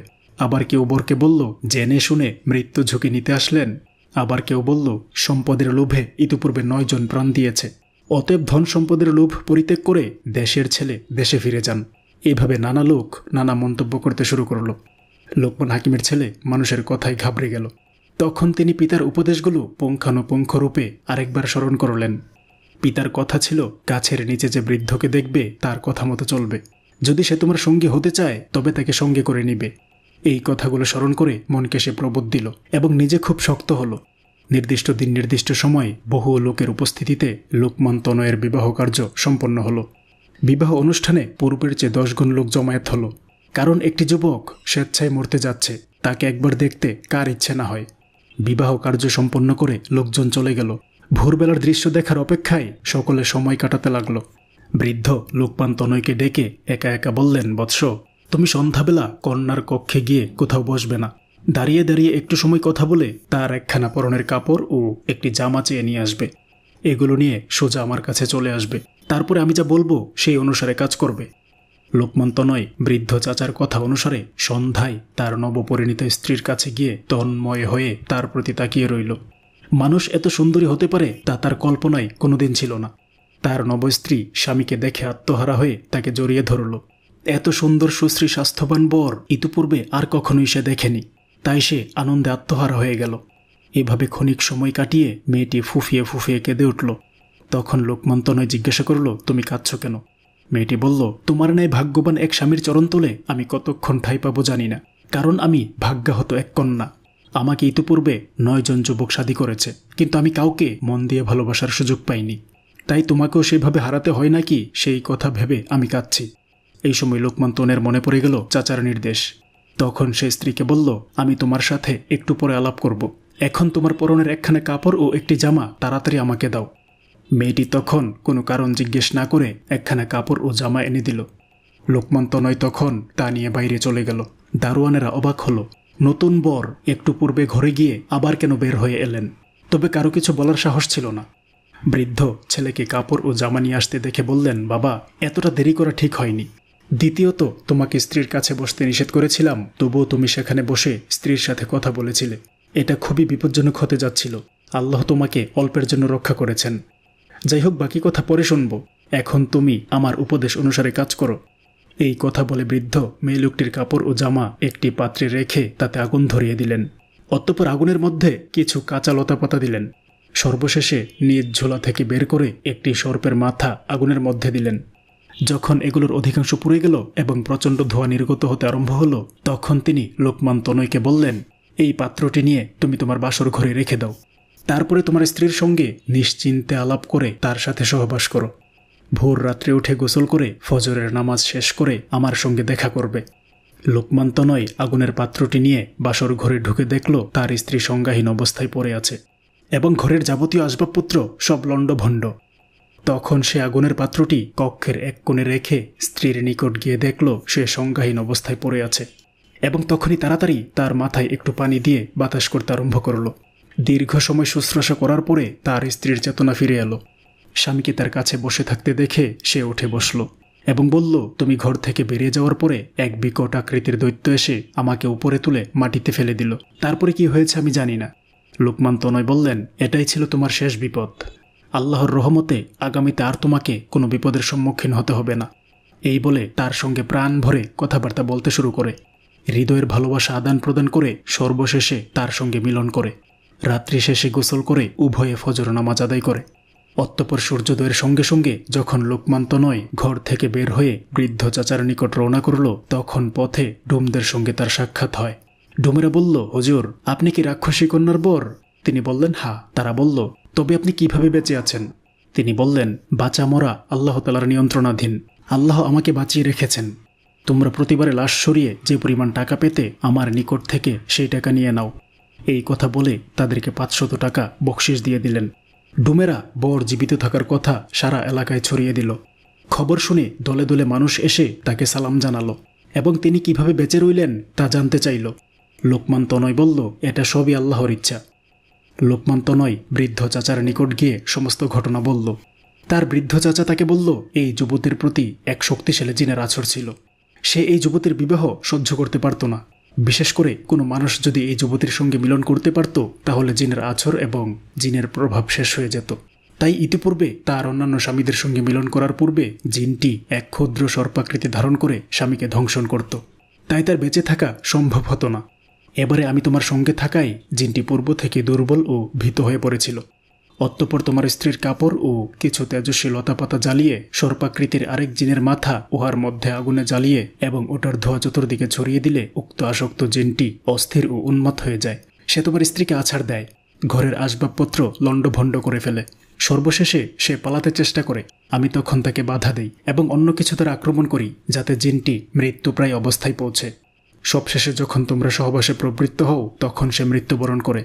আর কোনোদিন সে তোমার স্ত্রীর কোনো ক্ষতি করতে পারবে না। এখন থেকে তোমরা নিরাপদ। লোকমান তনয় বৃদ্ধকে অশেষ ধন্যবাদ জানালো। একদিন পরে স্বামী স্ত্রী পরামর্শ করে দেশবাসী ও হিতাকাঙ্ক্ষীদের জন্য এক ভোজ সভার আয়োজন করল। মানুষ তাদের দাওয়াত পেয়ে অত্যন্ত আনন্দিত হয়ে হাজির হলো। উক্ত ভোজ সভায় লোকমান তনয় তার পিতার উপদেশাবলী আলোচনা করল এবং আল্লাহ রাসূলের আইন অনুসারে জীবনযাপনের দাওয়াত দিল। সকলে সমবেতভাবে তার নিকট অঙ্গীকার করল তারা কোনোদিন ধর্মচ্যুত হবে না। এরপরে লোকমান তনয় তার পিতার পাওনাদারের নিকট যেতে চাইল। বৃদ্ধ বললেন, এখন আর আমার প্রয়োজন আছে কি? লোকমান তনয় বলল, চাচা, আপনাকে ছাড়া আমি এক পা অগ্রসর হব না। আপনি আমার জীবন রক্ষা করেছেন। পথিমধ্যে আরও কত বিপদ আছে আমি জানি না। অতএব আমাকে শেষ পর্যন্ত আমার পিতার নিকট পৌঁছে দিয়ে আপনি বিদায় হবেন। এর পূর্বে আমি আপনাকে যেতে দিব না। এরপরে স্ত্রীকে বলে তারা পথ চলতে আরম্ভ করলেন। একদিন পথ চলার পরে নির্দিষ্ট এলাকায় গিয়ে পৌঁছলেন। সেখানে গিয়ে তারা স্থানীয় লোকের নিকট উসামের নাম ধরে তার বাড়ির পরিচয় জানতে চাইলেন। মানুষেরা তাদেরকে বলল, আপনারা ভালো মানুষের ন্যায় টাকার দাবি ছেড়ে দিয়ে দেশে চলে যান। সে একজন খুনি ও ধুরন্ধর মানুষ। সে একবার টাকা নিলে আর ফেরত দেয় না। যদি কেউ টাকার তাগাদায় আসে তাহলে তাকে কৌশলে হত্যা করে। সে একজন পশু আকৃতির মানুষ। লোকমান তনয় এই সমস্ত কথা শুনে বৃদ্ধ চাচার দিকে তাকালো। বৃদ্ধ বলল, আল্লাহর উপর ভরসা করে আমরা তার বাড়িতে যাব। আল্লাহ যদি আমাদের হায়াত রাখেন তবে সে আমাদের কিছুই করতে পারবে না। আল্লাহর রহমত থাকলে আমরা টাকা উদ্ধার করে নিতে পারবো। চলো আমরা উসামের বাড়িতে যাই। উভয়ে যখন উসামের বাড়িতে গিয়ে পৌঁছল তখন উসাম এসে তাদের পরিচয় জিজ্ঞাসা করল। যখন তারা তাদের পরিচয় দিল তখন সে বলল, আপনাদের অতিথি হিসাবে পেয়ে আমি খুব খুশি হয়েছি। আমি কিছুদিন থেকে লোকমান হাকিমের টাকাটা পাঠিয়ে দিব বলে আশা করেছি, কিন্তু সুযোগের অভাবে তা পারিনি। এখন আপনারা এসে পৌঁছেছেন, খুব ভালো হয়েছে। এবার আমি সহজে দেনা মুক্ত হতে সক্ষম হব। আপনারা আজকে গরিবখানায় থাকবেন, আগামী দিন আপনাদেরকে বিদায় দিব। লোকমান তনয় পিতার আদেশ অনুসারে সেখানে থাকতে রাজি হল না। তখন বৃদ্ধ বলল, না, উসাম আমাদেরকে যেভাবে ধরেছে তাতে তার আবদার উপেক্ষা করা ঠিক হবে না। আজকে আমরা এখানে থেকে যাব। বৃদ্ধের কথার উপরে লোকমান তনয় কোনো কথা না বলে ওখানে থাকতে রাজি হলো। দিন শেষে রাত্রিবেলায় মেহমানদেরকে ওসাম উত্তম খাদ্য পরিবেশন করল এবং উত্তম বিছানাপত্র দিয়ে তাদেরকে বিশ্রামের ব্যবস্থা করল। 3 তলা বিশিষ্ট এক অট্টালিকার নিচতলায় তাদের থাকার ব্যবস্থা করে দিল। গভীর রজনীতে বৃদ্ধ চাচা লোকমান তনয়কে ডেকে ঘুম থেকে জাগালেন এবং বললেন, আমার সাথে চলো। এই কথাই উভয়ে উক্ত অট্টালিকার 3য় তলায় গিয়ে দেখল ওসামের ছেলে একটি খাটিয়ার উপরে ঘুমিয়ে আছে। তখন তারা দুজনে উক্ত খাটিয়া ধরে নিচ তলায় নামিয়ে আনলো, যেখানে ওসাম তাদেরকে রাত্রি যাপনের জন্য বিছানা করে দিয়েছিল। সেখানে তার ছেলের খাটিয়া রেখে তারা দুজনে 3য় তলায় উঠে ঘুমিয়ে পড়ল। ভোরবেলা ওসামের চিৎকারে তাদের ঘুম ভাঙল। তারা নিচতলায় এসে দেখল চতুর্দিকে পানি থই থই করছে। যেই কক্ষে তাদের বিছানা দেওয়া হয়েছিল সেই কক্ষটি সম্পূর্ণ পানিতে পরিপূর্ণ। ওসামের ছেলে সেই পানিতে ডুবে মারা গেছে। মরা ছেলেকে সম্মুখে রেখে ওসাম চিৎকার দিয়ে কাঁদছে। বৃদ্ধ ও লোকমান তনয় নিচে আসলে ওসাম তাদেরকে লক্ষ্য করে বলল, আপনারা আমাকে উপযুক্ত শিক্ষা দিয়েছেন। আপনারা যে এত দূরদর্শী তা আমি ভাবতে পারিনি। আমি আমার নিচতলায় এক মরণ ফাঁদ পেতেছি। রাত্রিবেলা এখানে সমুদ্রের ঢেউ এসে পানিতে কক্ষটি ডুবে যায়। সম্মুখের দরজা গভীর রাতে আমি বন্ধ করে যাই। আজকে আপনারা দরজা বন্ধ করার পূর্বেই এখান থেকে সরে গিয়ে আমার ছেলেকে রেখে গিয়েছিলেন। আজকেও আমি রাত্রি শেষে দরজাটি বন্ধ করে গিয়েছিলাম। তখন আমি জানি না যে এই কক্ষে আপনারা নেই, এখানে আমার ছেলে শায়িত রয়েছে। যদি আমি কোনো রকম এই খবর অবগত হতাম তাহলে ছেলেটির এভাবে সলিল সমাধি হতো না। যাই হোক, সবই আমার কর্মফল। আমি জীবনে বহু পাওনাদারকে এভাবে হত্যা করেছি। শেষ পর্যন্ত প্রতিফল আমি পেয়েছি। আমি বাকি জীবনে আর এহেন গর্হিত কাজে প্রবৃত্ত হব না। আল্লাহ আমাকে উপযুক্ত শিক্ষা দিয়েছেন। আমি আপনাদের হাতে তওবা করে নতুন জীবন আরম্ভ করব। আপনারা আমার এই দৃষ্টতাপূর্ণ অপরাধ ক্ষমা করে দিন। বৃদ্ধ ওসামের কথা শুনে বললেন, আল্লাহ বোধহয় তোমাকে হেদায়েতের জন্যই আমাদিগকে প্রেরণ করেছেন। যেই অপরাধ তুমি জীবনভর করেছ তার জন্য আল্লাহর দরবারে ক্ষমা প্রার্থনা করো। তোমার নিকট যে সমস্ত মানুষের টাকা পাওনা আছে বা ছিল তা অতি সত্বর তাদের বাড়িতে গিয়ে পরিশোধ করে আসো, না হয় আল্লাহ তাআলা তোমাকে ক্ষমা করবেন না। ওসামা তখন লোকমান হাকিমের পাওনা টাকা এনে তার ছেলের হাতে দিয়ে বলল, আমি এখন থেকে বাকি সকল পাওনাদারদের টাকা অল্প দিনের মধ্যে পরিশোধ করার নিয়ত করেছি। আপনারা আমার জন্য দোয়া করুন। আমি যে ছেলের ভবিষ্যতের জন্য জঘন্য পন্থায় টাকা পয়সা অর্জন করেছি সেই ছেলে আমার সম্মুখেই বিদায় হয়ে গেল। আমার আর কোনো ছেলে মেয়ে নেই, অতএব আমি আর কার জন্য উপার্জন করব? আমার লোভের পরিসমাপ্তি ঘটেছে। ওসামের নিকট থেকে টাকা নিয়ে বৃদ্ধা ও লোকমান তনয় দেশের দিকে রওনা করলেন। পথিমধ্যে শ্বশুরবাড়ি এসে তারা বিশ্রাম নিলেন। লোকমান তনয় পরের দিন স্ত্রীকে বলল, এখন আমার পিতার সঙ্গে দেখা করতে তোমাকে যেতে হবে, অতএব তাড়াতাড়ি প্রস্তুতি নাও, আগামী দিন যাতে আমরা রওনা করতে পারি। তার স্ত্রী বলল, আচ্ছা, আমার এই বিশাল স্টেটের দায়িত্বভার কার কাছে রেখে যাই? লোকমান তনয় বলল, তোমার যেই চাচা এই বিবাহ কার্য সম্পাদনের দায়িত্ব নিয়েছিলেন তার উপর সকল কিছু ন্যস্ত করে চলো। তখন তার স্ত্রী চাচাকে খবর দিয়ে তার উপর স্টেটের সমুদয় দায় দায়িত্ব অর্পণ করে। বিবাহে পাওনা উপটুকন, নিজ অলঙ্কারাদি, কাপড় চোপড় ও কতক টাকা পয়সা নিয়ে তারা সকলে কয়েকটি উটের পৃষ্ঠে সওয়ার হয়ে দেশের উদ্দেশ্যে রওনা করল। একদিন এক রাত ধরে দীর্ঘ পথ অতিক্রম করে তারা দেশে এসে পৌঁছল। বাড়ি থেকে কিছুটা দূরত্বে থাকাকালীন সময়ে বৃদ্ধ বললেন, বৎস, এবার আমাকে বিদায় করো। লোকমান তনয় বলল, চাচা, আপনি আমাকে যে সমস্ত বাধা বিপত্তি থেকে উদ্ধার করেছেন তাতে আপনাকে পথে মধ্যে বিদায় দিব না। আমাদের বাড়িতে যাবেন। আমি প্রাণ ভরে কিছু সময় আপনার খেদমত করব। আমার পিতা আপনার নিকট সমস্ত দুর্ঘটনার বিবরণ শুনবেন, তারপরে আপনি বিদায় হবেন। বৃদ্ধ বলল, বাবা, আমি এবারে তা পারব না। যেহেতু তোমার সাথে অনির্ধারিত সফরে আমার অনেক মূল্যবান সময় অতিবাহিত হয়েছে এবং অনেক প্রোগ্রাম ক্ষতির সম্মুখীন হয়ে আছে, অতএব আমাকে এখনই গিয়ে সেগুলো পরিপূর্ণ করতে হবে। এখন তোমরা চলে যাও, আমি একবার শীঘ্রই তোমার পিতার সঙ্গে সাক্ষাৎ করব।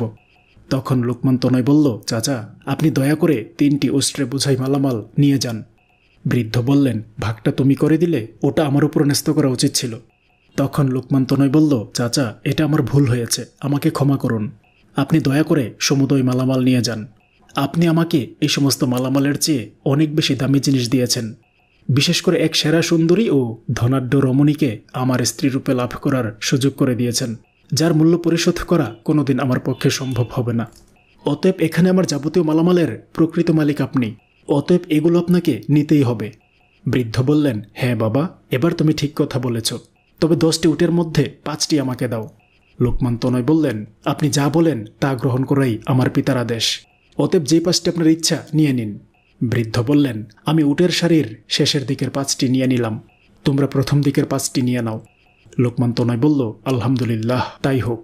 এই কথা বলে সে উটগুলোকে 2 ভাগে বিভক্ত করে দিল। তারপর বৃদ্ধকে সালাম দিয়ে পথ চলতে আরম্ভ করল। তখন বৃদ্ধ বলল, একটু থামো। লোকমান তনয় বৃদ্ধের ডাকে থেমে গেল। তখন তিনি লোকমান তনয়ের স্ত্রীর কাছে গিয়ে বললেন, মা, আমি তোমাকে আমার ভাগের 5টি উষ্ট্র দান করে দিলাম, তুমি এগুলোর মালিক হিসাবে নিয়ে নাও। মহিলা বলল, চাচা, আপনি এই কথা কি বলছেন? আমি এগুলো নিব না, উহা আপনাকেই নিতে হবে। আপনি আমাকে নতুন জীবন দিয়েছেন, আমাকে পৃথিবীর অন্যতম ব্যক্তির পুত্রকে উপহার দিয়েছেন। আপনার দেনা আমি কোনোদিন শোধ করতে পারবো না। আপনাকে শুধু এই উষ্ট্র নয়, আমার বিশাল সম্পত্তির অর্ধেক আপনাকে আমি দান করব বলে অঙ্গীকার করছি। আপনি দয়া করে আমাদের এই ক্ষুদ্র দান কবুল করে নিন। তখন বৃদ্ধ বললেন, মা, আমি সম্পদ দিয়ে কি করব? আমি মানুষ নই যে সম্পদ আমি ভোগ করব। তখন তারা স্বামী স্ত্রী অবাক হয়ে তার কাছে অবনত মস্তকে জিজ্ঞাসা করলেন, চাচা, আপনি তাহলে কে? বৃদ্ধ বললেন, আমি হাফেজ নামক একজন ফেরেশতা। আমি নেককার বান্দাকে মহা বিপদের কবল থেকে রক্ষা করে থাকি। এটা আমার দায়িত্ব। আমি লোকমান তনয়ের হেফাজতের দায়িত্বে ছিলাম, তাই সফরে তাকে দুর্যোগ মোকাবেলায় আমি সাহায্য করেছি। আল্লাহ তোমাদের মঙ্গল করুন। এই বলে বৃদ্ধ নিরুদ্দেশ হয়ে গেলেন। লোকমান তনয় ও তার স্ত্রী তখন আল্লাহর দরবারে অসংখ্য শুকরিয়া আদায় করে বাড়িতে এসে পৌঁছল। তখন তার পিতা তাকে ও তার স্ত্রীকে আদর করে ঘরে তুলে নিলেন। অতঃপর পুত্রের নিকট তার সফরের বিস্তারিত বিবরণ শুনে আল্লাহর দরবারে শুকরিয়া আদায় করলেন। হযরত দাউদ আলাইহিস সালামের ইন্তেকালের কিছুদিন পূর্বে একদা হযরত জিবরিল আলাইহিস সালাম একটি সিন্দুক নিয়ে হযরত দাউদ আলাইহিস সালামের নিকট উপস্থিত হন। অতঃপর তিনি হযরত দাউদ আলাইহিস সালামকে বলেন, হে আল্লাহর খলিফা, আপনি রাজ্যময় ঘোষণা করে দিন যে এই সিন্দুকের মধ্যে কি আছে। সেই কথা সঠিকভাবে যে বলে দিতে পারবে তাকেই খেলাফত ও রাজ্যের উত্তরাধিকারী নির্বাচন করা হবে। হযরত দাউদ আলাইহিস সালাম হযরত জিবরিলের আদেশ অনুসারে নিজের 15 জন সন্তান ও বনি ইসরায়েলদেরকে এক জায়গায় সমবেত করে সিন্দুক সম্বন্ধে জিজ্ঞাসা করলেন। এত আলিম মানুষের মধ্যে কেউ এর সদুত্তর দিতে সক্ষম হল না। সর্বশেষে তার ছোট ছেলে হযরত সুলাইমান আলাইহিস সালাম বললেন, হে পিতা, আপনি যদি আদেশ প্রদান করেন তবে আমি এই রহস্য বলতে পারবো। হযরত দাউদ আলাইহিস সালাম ছোট ছেলের মন্তব্য শুনে খুব খুশি হলেন এবং তাকে উপস্থিত জনতার সম্মুখে সিন্দুকের ভেতরের খবর বলার জন্য আদেশ দিলেন। হযরত সুলাইমান আলাইহিস সালাম প্রথমে আল্লাহ তাআলার নাম মুখে উচ্চারণ করলেন। অতঃপর বললেন, ভাই সব, সিন্দুকের মধ্যে রয়েছে একটি হাতের আংটি, একটি চাবুক ও একটি চিঠি। এই কথা শুনে হযরত দাউদ আলাইহিস সালাম সকলের সম্মুখে সিন্দুকটি খুলে দেখলেন। তিনি দেখতে পেলেন এর মধ্যে উল্লেখিত 3টি জিনিস রয়েছে। তখন তিনি সকলকে লক্ষ্য করে বললেন, তোমরা কে বলতে পারো চিঠির মধ্যে কি লেখা আছে? এই কথাই কেউ কোনো উত্তর দিল না। হযরত সুলাইমান আলাইহিস সালাম বললেন, আব্বা, আপনি যদি আমাকে হুকুম দেন তবে আমি বলতে পারি। হযরত দাউদ আলাইহিস সালাম বললেন, বলো, চিঠির বিষয়বস্তু কি? হযরত সুলাইমান আলাইহিস সালাম বললেন, চিঠির মধ্যে 5টি বিষয় উল্লেখ করা হয়েছে: ঈমান, প্রেম, বুদ্ধি, শালীনতা ও শক্তি। হযরত দাউদ আলাইহিস সালাম তখন জিজ্ঞেস করলেন, মানুষের শরীরে এই 5টি গুণের অবস্থান স্থানের নাম বলো। হযরত সুলাইমান আলাইহিস সালাম বললেন, ঈমান ও প্রেমের অবস্থান হচ্ছে মানুষের অন্তরে, বুদ্ধির অবস্থান হলো মস্তিষ্কে, শালীনতা ও লজ্জাবোধের অবস্থান হলো চোখ ও মুখে, শক্তির অবস্থান হলো হাড্ডির মাঝে। হযরত দাউদ আলাইহিস সালাম সিন্দুকে রক্ষিত বস্তুসমূহের রহস্য উদ্ঘাটনের জন্য সুলাইমানকে ধন্যবাদ দিলেন এবং তাকে তার উত্তরাধিকার বলে ঘোষণা দিলেন। অতঃপর হযরত সুলাইমান আলাইহিস সালামকে নিজ আসনে বসিয়ে এক বিদায়ী বক্তৃতায় সকলের নিকট থেকে ন্যায়, অন্যায় ও ভুল ত্রুটির জন্য ক্ষমা চেয়ে নিলেন। অতঃপর তাদেরকে শেষ হেদায়াত দিয়ে তওবা করালেন। সর্বশেষে তিনি সিন্দুকে রক্ষিত আংটি হযরত সুলাইমানের হাতে পরিয়ে বললেন, এটি হলো বেহেশতের আংটি। এটি যার হাতে থাকবে সে যা চায় তা অর্জন করতে পারবে এবং উপরে যে পাথরটি আছে তাতে দৃষ্টি করলে সারা পৃথিবীর মধ্যে যেখানের ইচ্ছা সেখানের অবস্থান ও দৃশ্য দেখতে পাবে। এছাড়া এই আংটির গুণে সারা পৃথিবীর সকল প্রাণী তার বশ থাকবে, এমনকি বাতাস, আগুন পর্যন্ত তার তাবেদার হবে। তবে যদি কেউ এই আংটি অন্যায়ভাবে হরণ করে নেয় তবে সে ও তার পরিবারবর্গ অপদস্থ হয়ে মৃত্যুবরণ করবে। দ্বিতীয় জিনিসটি হলো চাবুক। এটিকে যে কোনো অন্যায় দমনে প্রেরণ করলে অন্যায়কারীরা যতই শক্তিশালী হোক না কেন তাদেরকে ধরাশায়ী করতে বেশি সময় নিবে না। যদি যুদ্ধক্ষেত্রে প্রেরণ করা হয় তবে এই চাবুকের বরকতে সেখানে আরও লক্ষ লক্ষ চাবুক জমায়েত হয়ে কাজ আরম্ভ করে দিবে। প্রয়োজন বোধে এটি একটি ভীষণ মরণাস্ত্রের রূপ নিতে বিলম্ব করবে না। ন্যায় বিচারের ক্ষেত্রে চাবুক নিজেই কাজ করে যাবে। আরও অনেক গুণ এই চাবুকের মধ্যে নিহিত আছে যা সময়ের প্রয়োজনে প্রকাশ পাবে। হযরত দাউদ আলাইহিস সালাম আংটি পরিধান করিয়ে দেবার পরে চাবুকটি তার হাতে দিলেন।